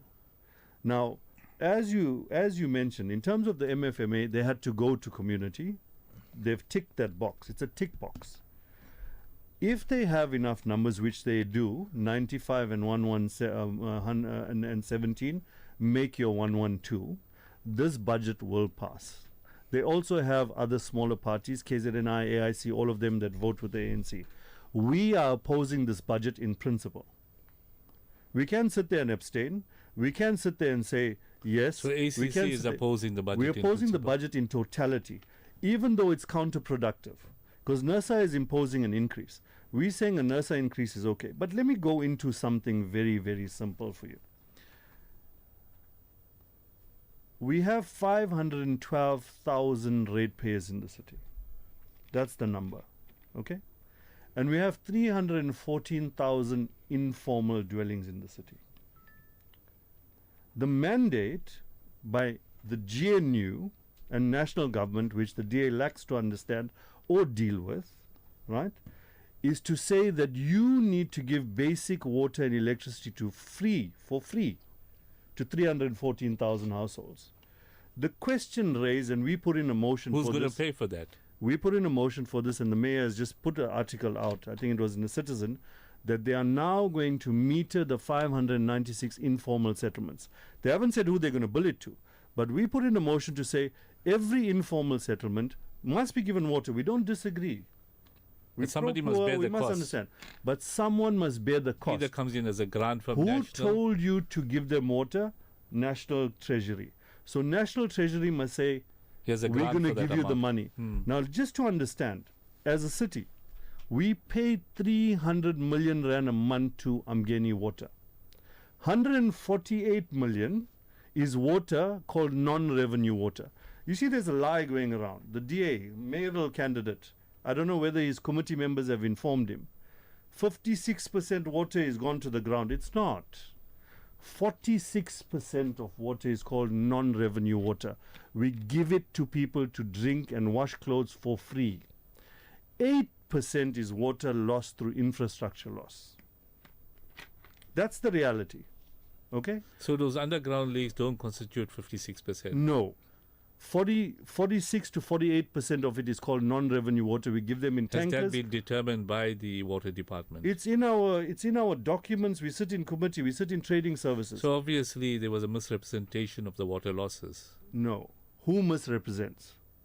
People that don't sit in the committee. If you ask the city officials, what do you mean 56% water loss? They were referring to non-revenue water, but they didn't break it down into those categories. Correct. Because they're telling you we lose water. But can they tell you we give it for free? Why? Because you're going to come back and say, who do you believe? So you're saying 8% is underground water leaks? 8%. 6 to 8% is underground. For which varies. the city appointed some Between engineer. 56% a year, 54% some years, 58% some years. That is our water loss in totality, right? Giving it away for free, as well as 6 to 8% So your being point of underground. contention is that somebody must pay for that, I not the want ratepayer or the consumer. For example, Nkanyeni informal settlement uses 360 kiloliters a month. Internally, who is in charge of informal settlements? Human settlements. We must, as a city, to take it off the book of the ratepayer and put it into the city's internal book. We must bill Nkanyeni informal settlement, care of human settlements, Ethekwini. You go find the money from wherever you get it. You owe us the money. You can't just tell us to accommodate people. We're giving you top structure and land. You give them services for free. That's the one part. Then, No, but hold GPU, on. provincial No, government. hold on. You said that who's taken the decision to give them free electricity and water? National and provincial So it's government. not the human settlements internal department of Ethekwini. But understand, the mandate was given nationally to human settlements to take care of these informal settlements, not to the city in totality, if you understand. So human settlements is supposed to build houses and accommodate and do all of these things, right? So the mandate didn't come direct, the municipality. No, but who's paying the shortfall of human settlements? We the ratepayer. are. The ratepayer. We are. Because if you take hostels, and I'm just going to divert for five. So GPU has now given hostels to our city to manage completely.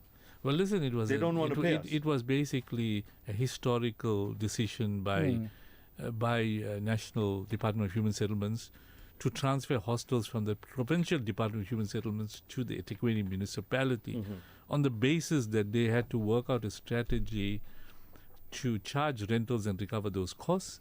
And I'm not sure what the exact figure is, but that constitutes about 4% of the rates hike. Correct. Which is in excess of about 600 million. And you're 100%. recovering no rentals whatsoever from those hostel dwellers. And those 10 hostels are all politically aligned hostels. So it's 10 votes or 10 seats for some political parties. Correct. So coming back to your point, Imtiaz, is that what you're now alluding to is that these tariff adjustments are not solely dependent on expenditure. There are other factors that are causing these tariff Correct. adjustments. You see, we buy water. I'm giving you water. Now, DSW works the same. If you realistically, now DSW gets a budget. They got a subsidy, right? We currently pay something like 300 Rand a month for DSW pick up our dirt once a week. In actual fact, that's supposed to be 1,146 Rand if we used it as a business model. Now remember, there's a committee called Trading Services. What does it mean? The city buys something and they sell it to someone. It must operate as though it's a business. Electricity department says we lose 8 to 9%.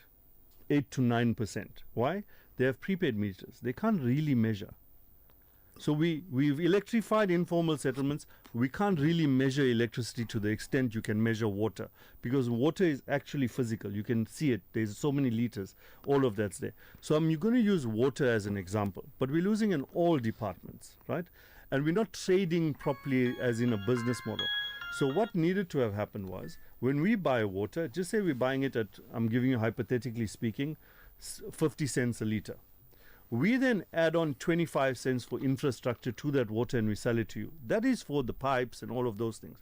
Now with this tariff hike, they're also introducing a water infrastructure levy. They introduced it 3 years ago, we've paid it. We ask where did that money go, they have no answers. Why? Because they're still paying Amgeni water for water. And they can't recover enough, right? So the thing comes down to a very unequal business model, wherein the unit is saying we only need money, we can only build 512,000 residential and businesses I'm talking about. So we've got 350,000 households and the balance are businesses, and we've got 314 households which are informal. The business model and the residential model, which accommodate for 512,000 households, pay for services that we give away for free. Rightfully so, but we need to bill it out. The other question comes in, is that when you go out, right, and you all were talking earlier about this issue of write-offs. The write-offs are only for homes that are under R1 million. Now, the question I raise, and this is when we brought in the motion for deceased estates. You were married 40 years, husband died, your house is now worth 2 million rand. You're owing 600,000 rand in rates and taxes. You have no way out. We brought in the motion and it included the spouse because it was there for next of kin, meaning only your children. So we're saying now there's a spouse who's 70 years old. She can't afford to pay this. She can only pay the rates rebate, but she doesn't have electricity in a 2 million rand house because it's 2 million. So those people have now gotten that.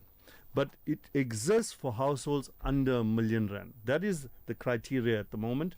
And it also applies not only for next of kin in deceased estates, it applies to surviving spouse. Okay, Imtiaz, on that note, we'll take an ad break and inshallah we'll continue after the ad break.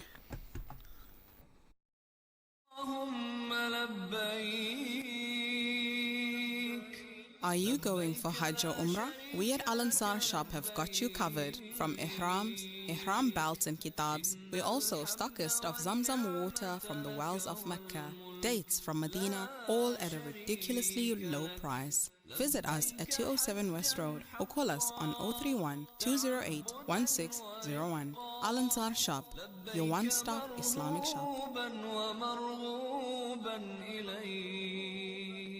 Welcome to Simplex Radio. Visit our showroom for the full range of car audio. Our TV department carries top brands with quality LED panels, full HD to Ultra HD, and now the experience of Super Ultra HD. Visit our theater rooms and transform your home with brands like Onkyo, Integra, Denon, Boston Acoustics, Yamaha, and more for quality audio visual experience. Now available, full range of home appliances. A one-stop shopping experience. Call 031 306 4029 or Kenilworth Park, 202 Brickville Road, Overport. Simplex Radio, the name you can trust. Durban Halal Meats, the butcher with a twist. Whether you're firing up the braai or stocking up for your business, we've got you covered. From premium lamb, beef and chicken to custom cuts and bulk orders, all 100% halal certified by Sanha. Enjoy our convenient buy and braai service, fast delivery and easy online ordering at durbanhalalmeats.co.za. Visit us at 84 Felix Dlamini Road, Durban Halal Meats. Quality, affordability, trust, meat made better. Radio Al-Ansar welcomes your feedback. If you have a broadcasting related complaint, please put it in writing and address it to the head of the complaints committee. Include your full name, contact details, a clear description of your complaint, and any supporting documents. You can email your complaint to feedback@alansar.org.za. That's feedback@alansar.org.za, or bring it in person to our Pietermaritzburg office at 240 Ortman Road, Willowton. Your input helps us serve you better. The Magma Agri Fair is back! Join Radio Al-Ansar team from the 1st to the 3rd of May for an unforgettable weekend. Catch your favorite presenters live. Mark your calendars. Friday from 2 p.m. and all day Saturday and Sunday. Don't miss the excitement, the giveaways, and the community spirit. See you there! For over 5 decades, Sunfoil has nurtured a legacy rooted from our land. From a sunflower seed grown with goodness and love, crafted through excellence, precision, and care. proudly South African, and the only 100% pure sunflower oil endorsed as a diamond partner by the Heart and Stroke Foundation. Cook with confidence, serving the best to the people you love, from one dish to the next. Sunfoil, the heart of good cooking. اللهم انصر إخواننا المستضعفين على أرض فلسطين. اللهم انصر إخواننا المستضعفين على أرض فلسطين. اللهم حرر المسجد الأقصى من اليهود الغاصبين. اللهم انصر إخواننا المرابطين على أرض فلسطين. اللهم شد أزرهم وسدد رميهم برحمتك يا أرحم الراحمين. اللهم الطف بإخواننا في كل مكان يذكر فيه اسمك يا أرحم الراحمين. استنصروك يا الله فانصرهم. اللهم ارحم الضعفاء والفقراء والمساكين والأيتام والنازحين والمشردين والأسرى يا أرحم الراحمين. اللهم أنج المستضعفين من المسلمين في فلسطين. اللهم كن لهم عونا ونصيرا. اللهم كن لإخواننا المرابطين في المسجد الأقصى. اللهم كن لهم ولا تكن عليهم. اللهم فرج همهم، نفس كربهم، داوي جرحاهم، عاف مبتلاهم، اشف مرضاهم، ارحم موتاهم، تقبل شهداءهم. Audio stream across the world on radioalansar.co.za. Ya Rasool Allah, Ya Habib Allah, Aka, Aka, Aka, Aka, Aka, Aka, Aka, Aka, phir ke gali gali tabaa thokare sab ki khaye kyun dil ko jo akal de khuda teri gali se jaye kyun rukhsat kafila kashar गश से हमें उठाए क्यों रुखसत काफिला कशार गश से हमें उठाए क्यों सोते हैं उनके साए में सोते हैं उनके साए में कोई हमें जगाए क्यों फिर के गली गली तबाह होकर सब की खाए क्यों दिल को जो अक्ल दे खुदा से जाए क्यों यादें हुजूर की कसम गफलत ऐश है सितम यादें हुजूर की कसम गफलत ऐश है सितम खूब है कैद गम में हम खूब है कैद गम में हम कोई हमें छुड़ाए क्यों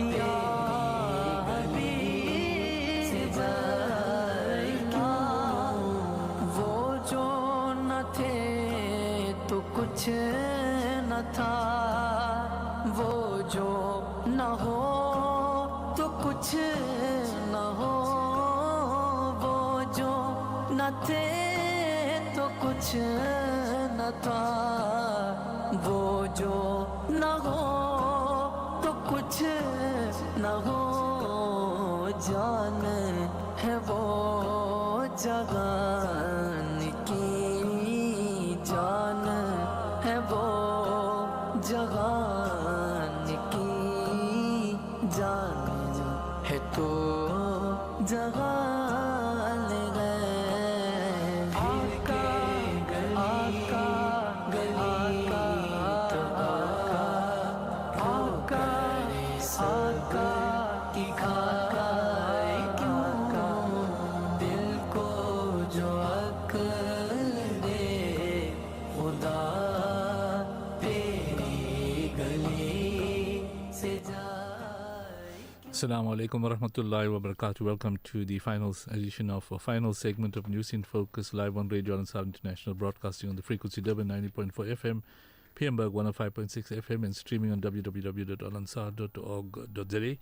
Before the break, we were having a nice discussion around proposed tariff increases versus service delivery and the rationale for these tariff increases. And Councillor Imtiaz indicated that whether we like it or not, by majority, Council will pass these tariff adjustments. The DA opposed it like other parties, and there was a debate around, is it necessary, because there's huge water losses, not necessarily underground, but supply to the informal settlements and other non-revenue sectors, and that constitute 56% of the water usage, and that should be borne by a line department, either Human Settlements or the National Department of Human Settlements.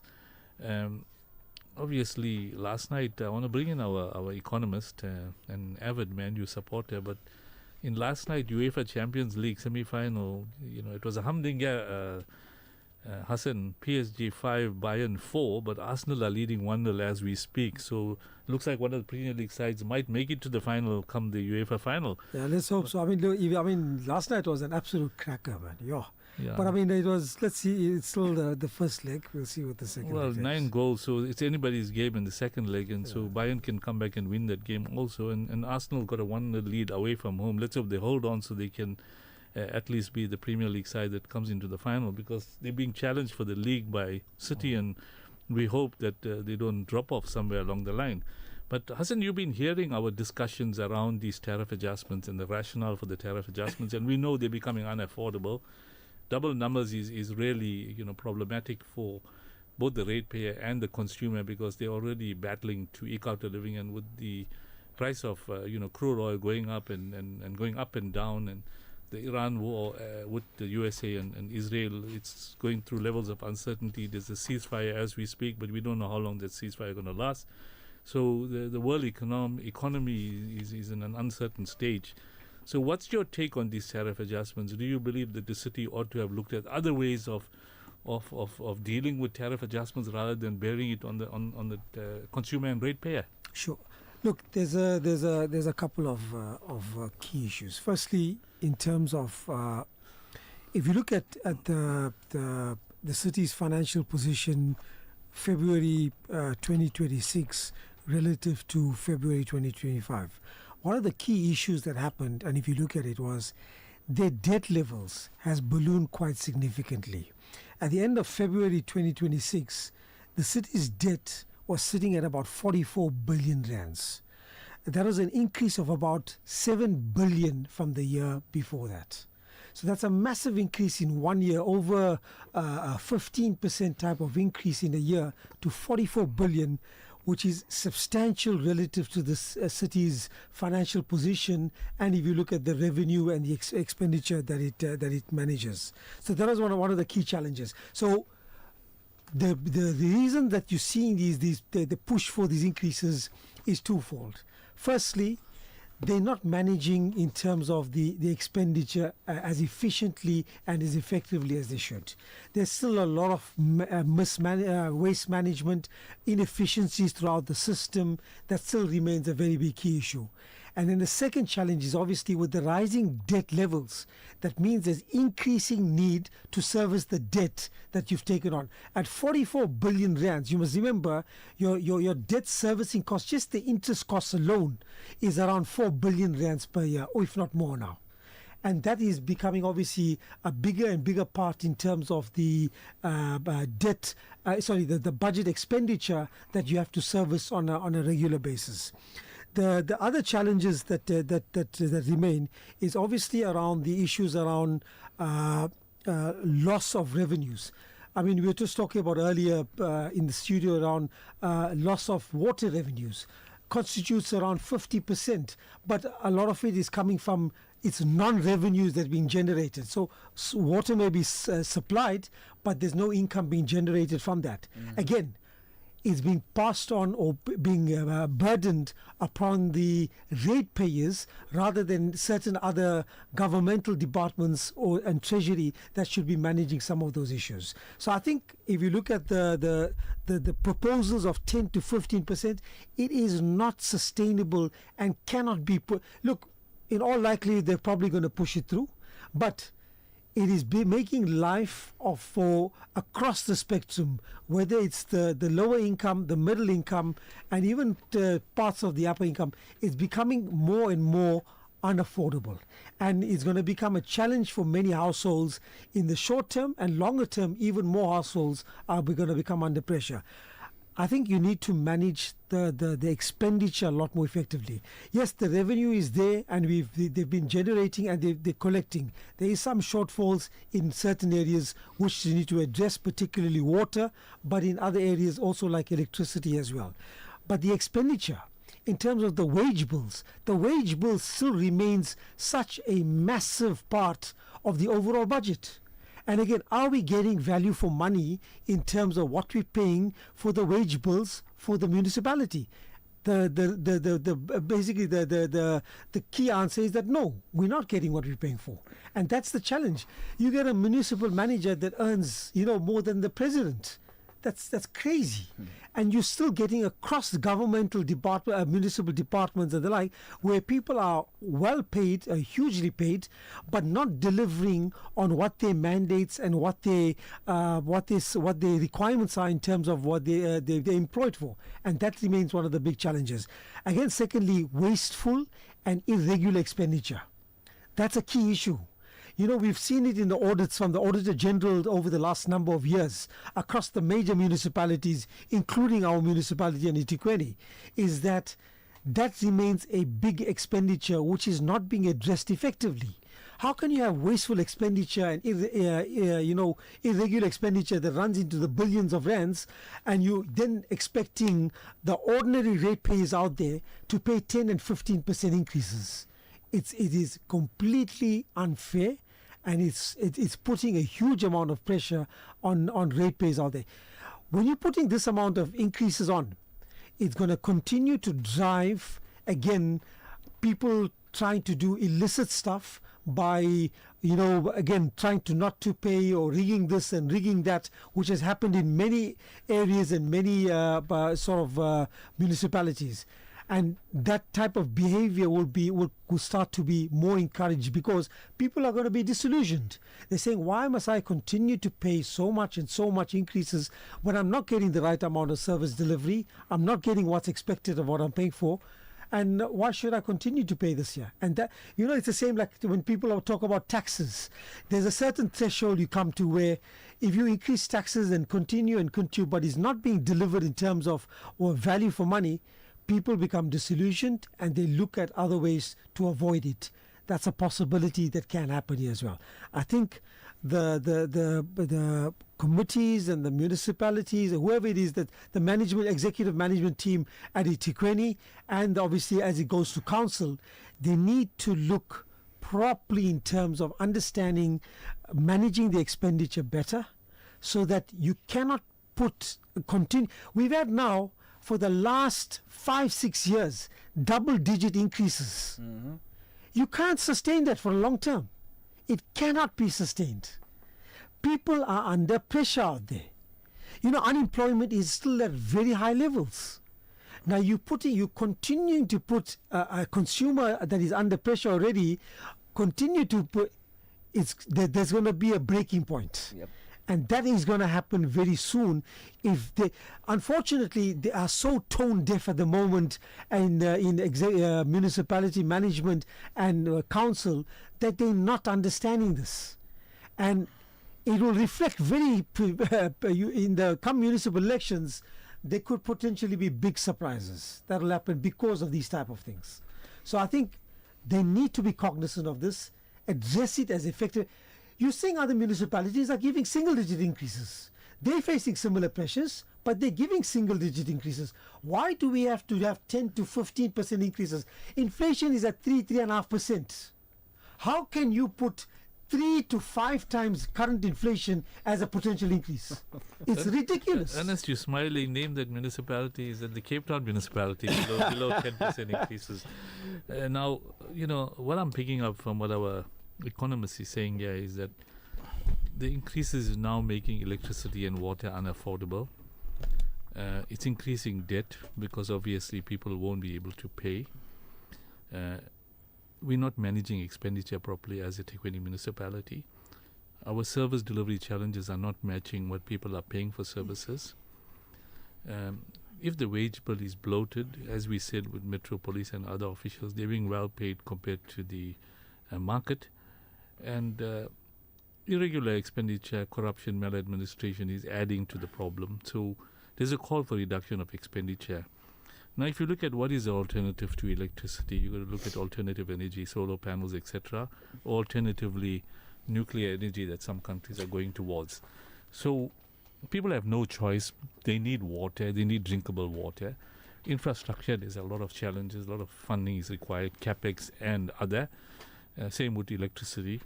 The levels of staff are problematic. Now, I want to bring you in, Ernest. We got 15 minutes left. By 10:15, we're wrapping up. Your party is opposed to tariff increases of this magnitude. What would be acceptable? Because obviously, you need to balance the books, the municipality. What Imtiaz has said is that they're using the wrong guideline to balance the books because this unaccounted or non-revenue water is causing the problem for water. But what about electricity? Maybe also non-revenue because a lot of people are stealing electricity in the informal settlements, etc. So where is that going to be recovered from? Has the city thought about it? Or have the councillors raised this with the city treasury officials? What is your take? What is your proposal? Do you propose that there should be a nil tariff increase? Because come next 2 weeks, Exco going to sit and council and they're going to vote on the matter. And Imtiaz is saying they have the majority to vote, whatever they agree on. So there will be a tariff increase. So what is your party's proposal? No tariff increases, minimal tariff increases? Let our consumers hear it. I'm going to, before I get to that, Yunus, I first want to break this down so everybody is clear. For the 44 billion that is owed, all right, to the city, water constitutes 42%. Just because we're not selling water doesn't mean we don't have to pay for the water coming from Mgeni. Let's make that clear. Somebody has to fit that bill, whether we like it or not. The second part about it is electricity constitutes 14% of that 44 billion. All right. The second largest is rates and taxes that are owed to the city. Now, in a realistic and optimistic type of municipality, we would be having a collection rate of 99.9% of the money that is owed to this city to do more with, which wouldn't have to push us past the brink or push this administration to raise the tariffs. Now, this municipality and its treasury officials are smart. Are you implying that you got a potential write-off which could impact on your expenditure? Definitely, because what you are alluding to is a cash flow problem, which has got nothing to do with expenditure unless you write off. Am I right, Imtiaz? Right. I'm wearing my treasury cap there. So if you're not collecting your revenue, there's a potential of a write-off, which you had a write-off. So what you're saying is that if there's a 99%, very rarely you would get that. What is your current debt recovery ratio? 60. Is it 60%? Exactly. So which means it's affecting your cash flow. Now, when I spoke to the Maritzburg mayor last week, Peter Maritzburg mayor, he says they have 1 month and 10 days cash. The norm is 3 months. Exactly. What is Durban situation or Ethekwini? 1 month and two months. So you improve slightly, but you still have your disconnection figure. You can't do because of various reasons.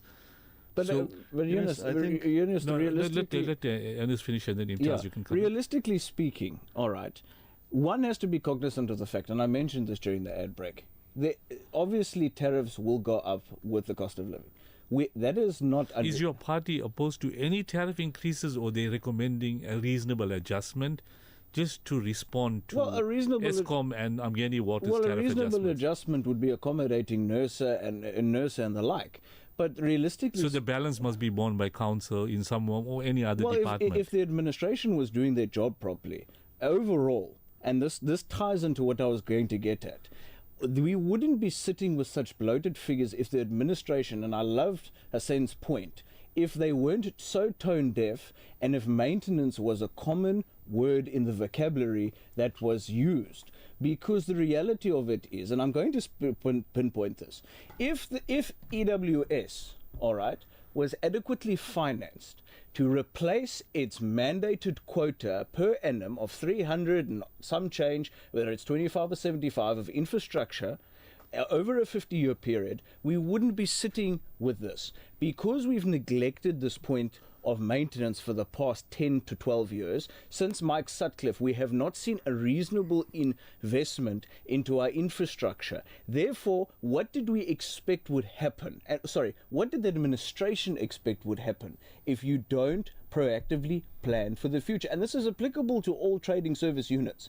That is why you have 30% of our fleet, of our 9,000 vehicles or whatever it is, that are past their sell-by date. That is why the infrastructure has reached its sell-by date. That is why our electricity... But Ernest, what they're telling you is this is all the inheritance of the apartheid. No. But coming back to what you're saying... If that was the case, Yunus, then why did we replace a couple of thousand Ks when Mike Sutcliffe was here? You see, I want to ask the question that...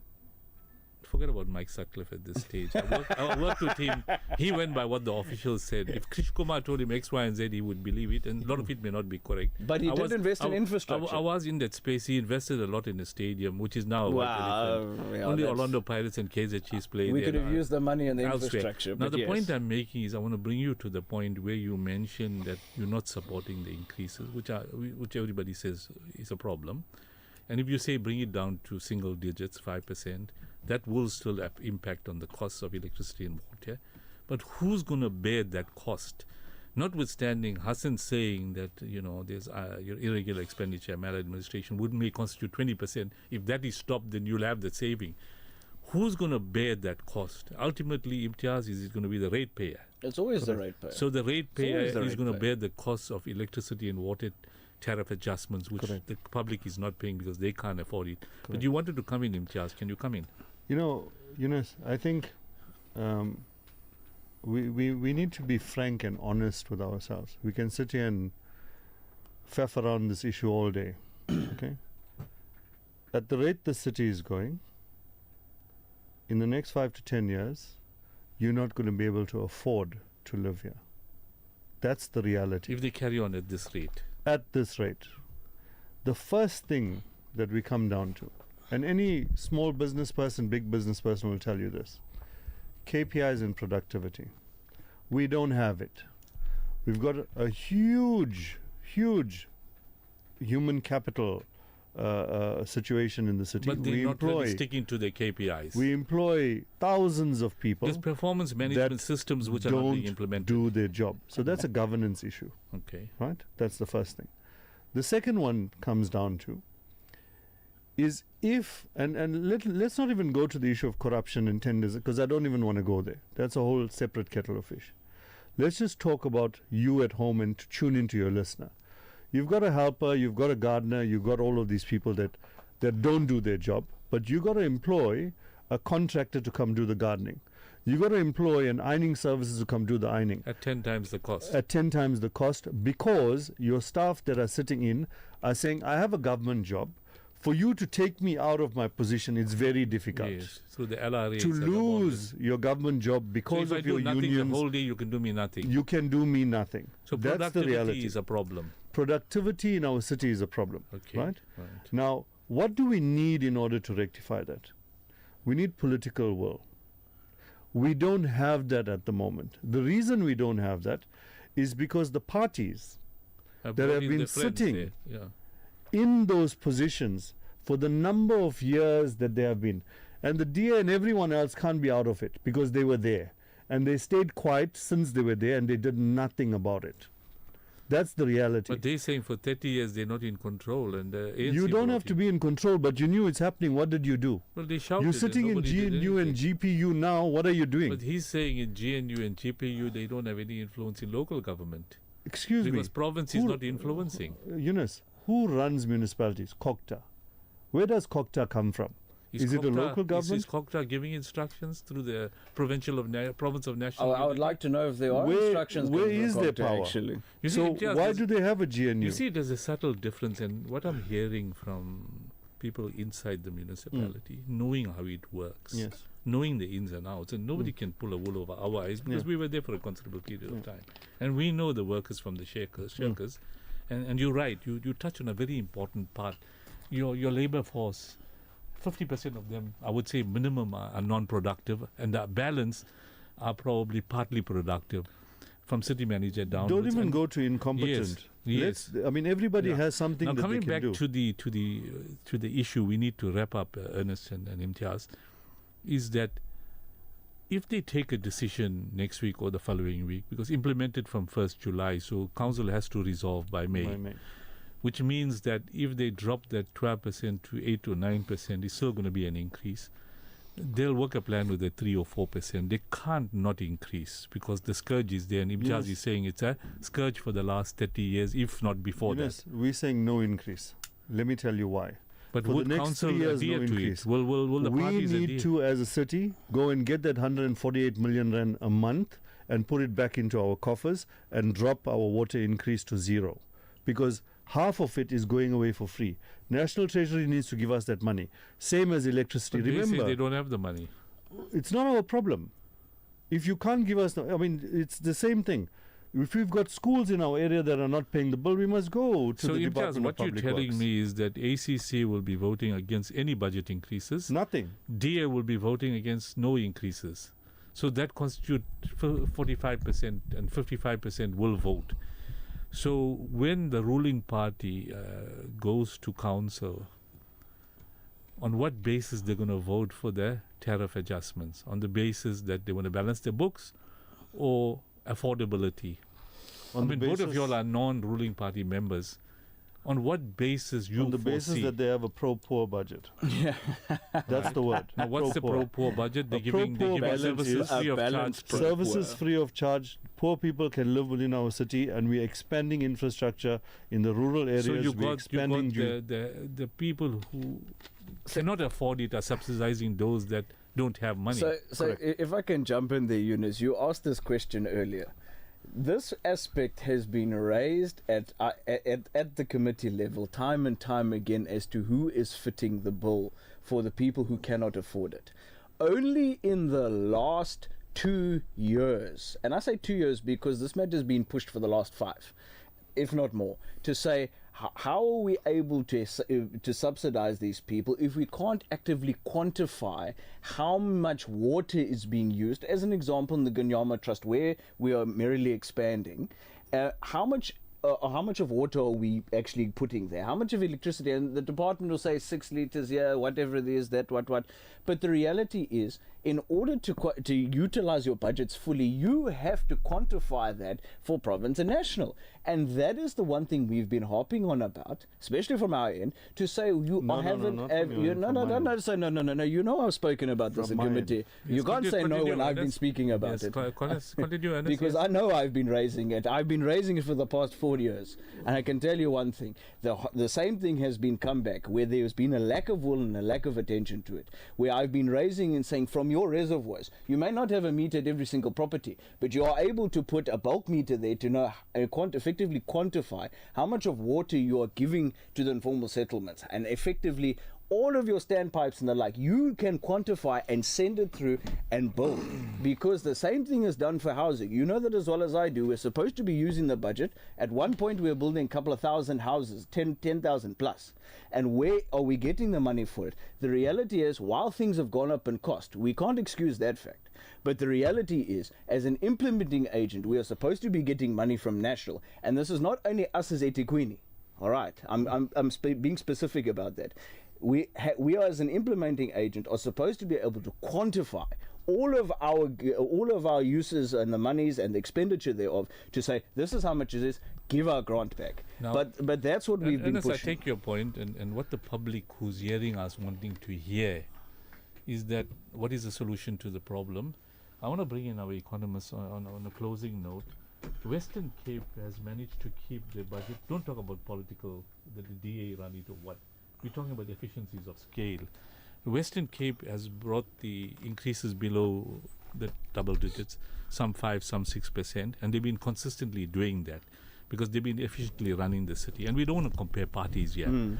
From a financial perspective, Hassan, how would Ethekwini be able to manage these budget adjustments going forward? Because Imtiaz is saying in a couple of years' time, the city will become unaffordable if we carry on at this rate, cross-subsidizing the informal settlements, cross-subsidizing those that are totally unemployed, which is a good thing, but at the same time, the rest of the people that are paying are also living from hand to mouth.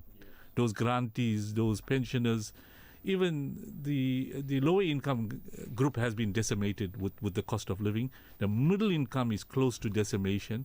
So only 30% of the people can afford services. What is the way forward, Hassan, from a financial perspective? I mean, if somebody has to bear the cost, who's going to bear the cost? And how are we going to deal with affordability in terms of utilities in the city? Yeah. You've highlighted a key point. The one is, firstly, if only 30 or a third of the population that's living in the city is paying for the rates and services, but 100% of the population is benefiting from it, it's not sustainable. And not sustainable on the existing ratepayer base. That's a key issue. The existing ratepayer base has borne a substantial amount of the expenditure for the city for a number of years, but it has culminated over the last decade in terms of huge increases on the existing ratepayer base. If we have to do this similar type of increases for the next 5 to 10 years, it's not going to work. It's not going to be sustainable. To manage that, and Imtiaz highlighted earlier, was that if we are to provide those services, be it water, be it electricity, be it sanitation, whatever it may be, key basic services that are required, including education and the like, then from a national level, National Treasury, together with those respective departments, must be allocated budgets to meet some of those expenditure and reduce the impact on the ratepayers of those various cities. It has to happen. Now, if you look at, National Treasury issued this, there was a paper I saw recently where they're talking about allocation of the different metros. So they've got a 50-odd billion rand plan that they're working with the different metros across the country to, firstly, around water and sanitation, secondly around waste management, and then thirdly around electricity. So they're trying to create more efficiencies around it. But if you look at, for example, Ethekwini, if I looked at that number, they were talking about, there's a number of 9 billion. Let me just see what the number was. Yeah. So, for example, Ethekwini, there's a allocation of, it's called the Metro Trading Services Reform Program. Correct. They've allocated to Ethekwini about 8.6 billion rands in terms of how to. That's still a small part. Yes, it'll create some reform and hopefully create improvement in terms of efficiencies. But when you look at the core, the big issue, a third, like for example, it's the same with our tax base in terms of the income tax base in South Africa. When you have a population of 60 million rands or 60 million people, but only 4 to 5 million people paying 90% of what income taxes are generated in the country. It's not sustainable long term. And you have to realize that you need to have a balanced and a wider budget to meet your expenditure. You cannot expect 30% of your base of population in the city to meet the needs of 100%. To do that, you need then the support of National Treasury and the various departments to meet that long term. Longer term, it's not going to, this current trajectory of continuing of double-digit increases is not going to be sustainable for the city, and it's not going to maintain it for longer term. So they need to think out of the box, think around other ways best to fund it, and also at the same time manage the expenditure more efficiently and more effectively. That's something that could happen where post this municipal elections, and if there's key changes that happens in the in terms of ruling, then we could probably move in towards a more reformist path. But unfortunately, we haven't seen much of that over the last number of years. Well presented, Hassan. Your closing comments, Imtiaz, 2 minutes. Jazakallah, Yunus. I think it's important for us to recognize how we got here and where we got here from, right? The current climate, firstly, in terms of human resources, is one thing, and governance needs to change politically as well as in terms of the officials. But let's look at the wards. Which wards are being infiltrated by informal settlements, and why do we have them there? Who has been governing those wards for the past 3 terms or 4 terms, and what have they done to stop those things from happening? I've given you the figures before. 512,000 ratepayers, of which 350,000 are households. On the other hand, we have 314,000 households that are in the same suburbs. Of those 350,000 ratepayers that have now are coexisting and utilizing services in that area. Right here where we're sitting, if you go up Sheringham Road, look at the condition of that road. Do they get water? Do they get DSW? Do they get electricity? And does it impact on the infrastructure? Definitely. In terms of preparations that were made for town planning to provide infrastructure? We had a sewage overflow. The sewage will overflow. The electricity won't be enough. The because boxes the will start burning. cannot take the load. Correct. It can't take the load. So what has been done in your area, whether you're from Ward 31, 27, when these informal settlements were coming up, go back to 2011, they weren't here. We had 126 informal settlements in 2011 in 30 wards, right? Go and look now how many informal settlements. Ward 23, Reservoir Hills, has 27 informal settlements. Go to Ward 25, Kennedy Road, all of that, Spencer Road, all of those areas. How many informal settlements? How did they come and who was the leadership? Because of vacant land. So there's a huge problem with informal settlement. Ernest, 2 minutes, your closing comments. I think we need to understand what our elections are and what the role of a ward councillor is. And I'm going to correct Councillor Syed here. Councillors don't govern, we represent. Let's make that abundantly clear. We do not govern, we do not manage, we do not run a ward. So let's make sure we get the terminology right. Because he, as well as I, were in the same meeting when we took our oath. We took the oath that we were not allowed to instruct any official in this municipality. That cannot be questioned.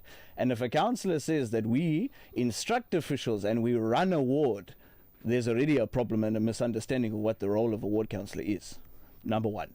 Number two, if we're going to go into that issue, we also need to look at how it came about and how the land invasion unit was systematically undermined and why its teeth were taken away from it and why its manpower were reduced drastically, because it coincides with mayors who specifically aimed to get their political supporters into specific wards. That was a political deployment. And people can argue about how it is or why it is, but the reality of it is politics is a very nasty game.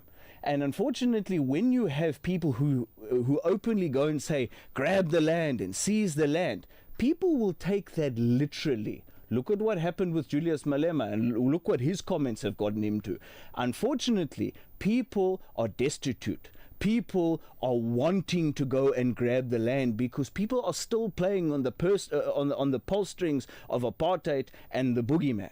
Unfortunately, apartheid was a very, very terrible thing. Nobody can dispute that.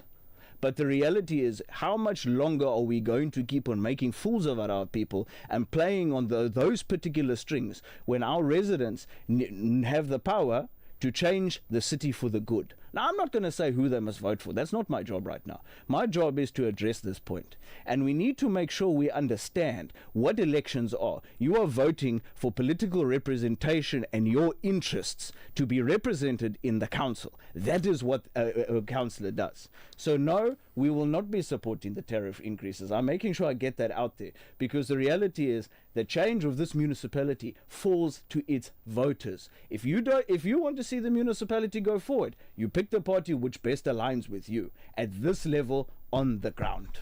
Listen, Ernest, we're going to come to those political debates in time to come closer to the election time, but we're getting political representation talking about those issues, and that's another debate whether those parties can become the ruling party, because Imtiaz has just said that there may be a change in the next municipal elections. If it's not the ANC, it could be another party that could be governing, and they may have another agenda which might be worse than the current agenda, because if it carries on at this rate, then you're going to have a major problem going forward. So it's food for thought. I think we had a very, very robust and open debate in terms of what we discussed this evening. Proposed tariff increases versus service delivery. It is a huge problem. There's a call, majority are saying no to tariff increases. The council is compromised. We'll be keen to listen what's the council's decision on the matter. I guess they may come down below double digits, but end of significant increases.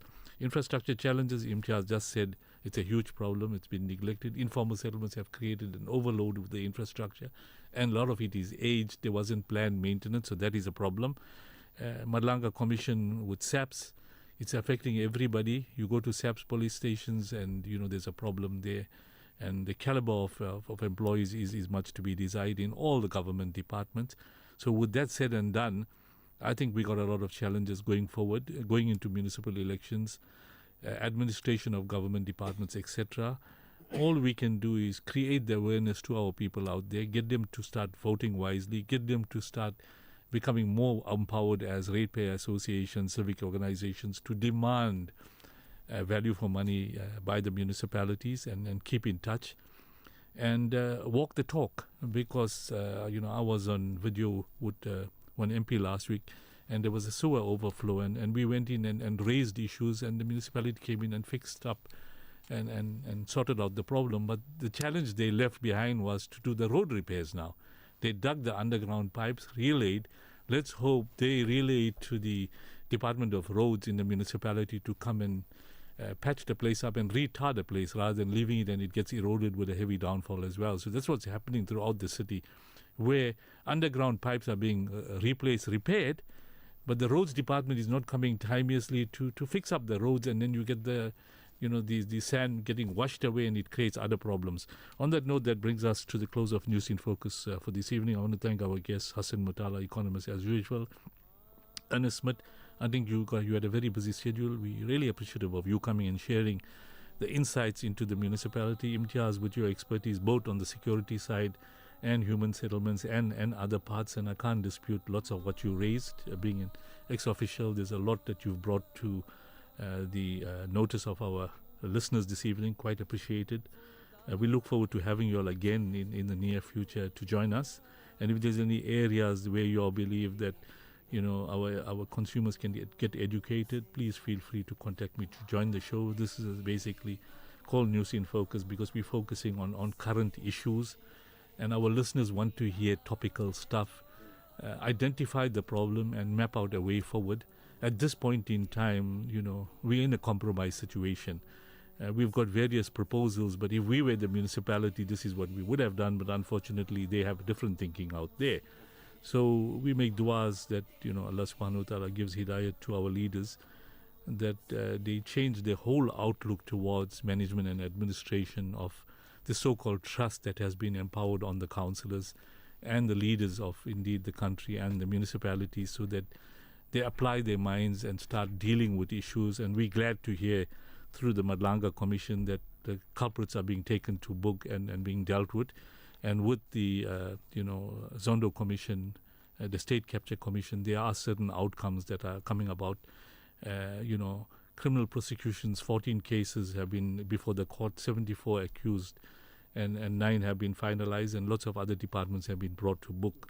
So with this in mind, we have to apply the pressure on the government departments, and side by side, make du'as that Allah subhanahu wa ta'ala empowers our leaders to deal with matters. And we as individuals, we have to live a righteous life, obey the commandments of Almighty Allah subhanahu wa ta'ala as shown to us by Nabi alayhi salatu wasalam, and make du'as for the ummah. There's a lot of difficulties going on throughout the world. We know what's happening in the Middle East, what happened in Gaza. We have to make du'as for our brothers and sisters out there, that Allah subhanahu wa ta'ala has mercy on them. And inshallah, with our du'as, it will have some impact in the situation throughout the world. That brings us to the closure for this evening's News in Focus. I thank our listeners. I thank our technician, Dawood Mondi, for always providing an efficient technical service, par excellent. Shukran, Dawood Bhai. And until next Wednesday around 8 o'clock, Assalamu alaikum wa rahmatullahi wa barakatuh.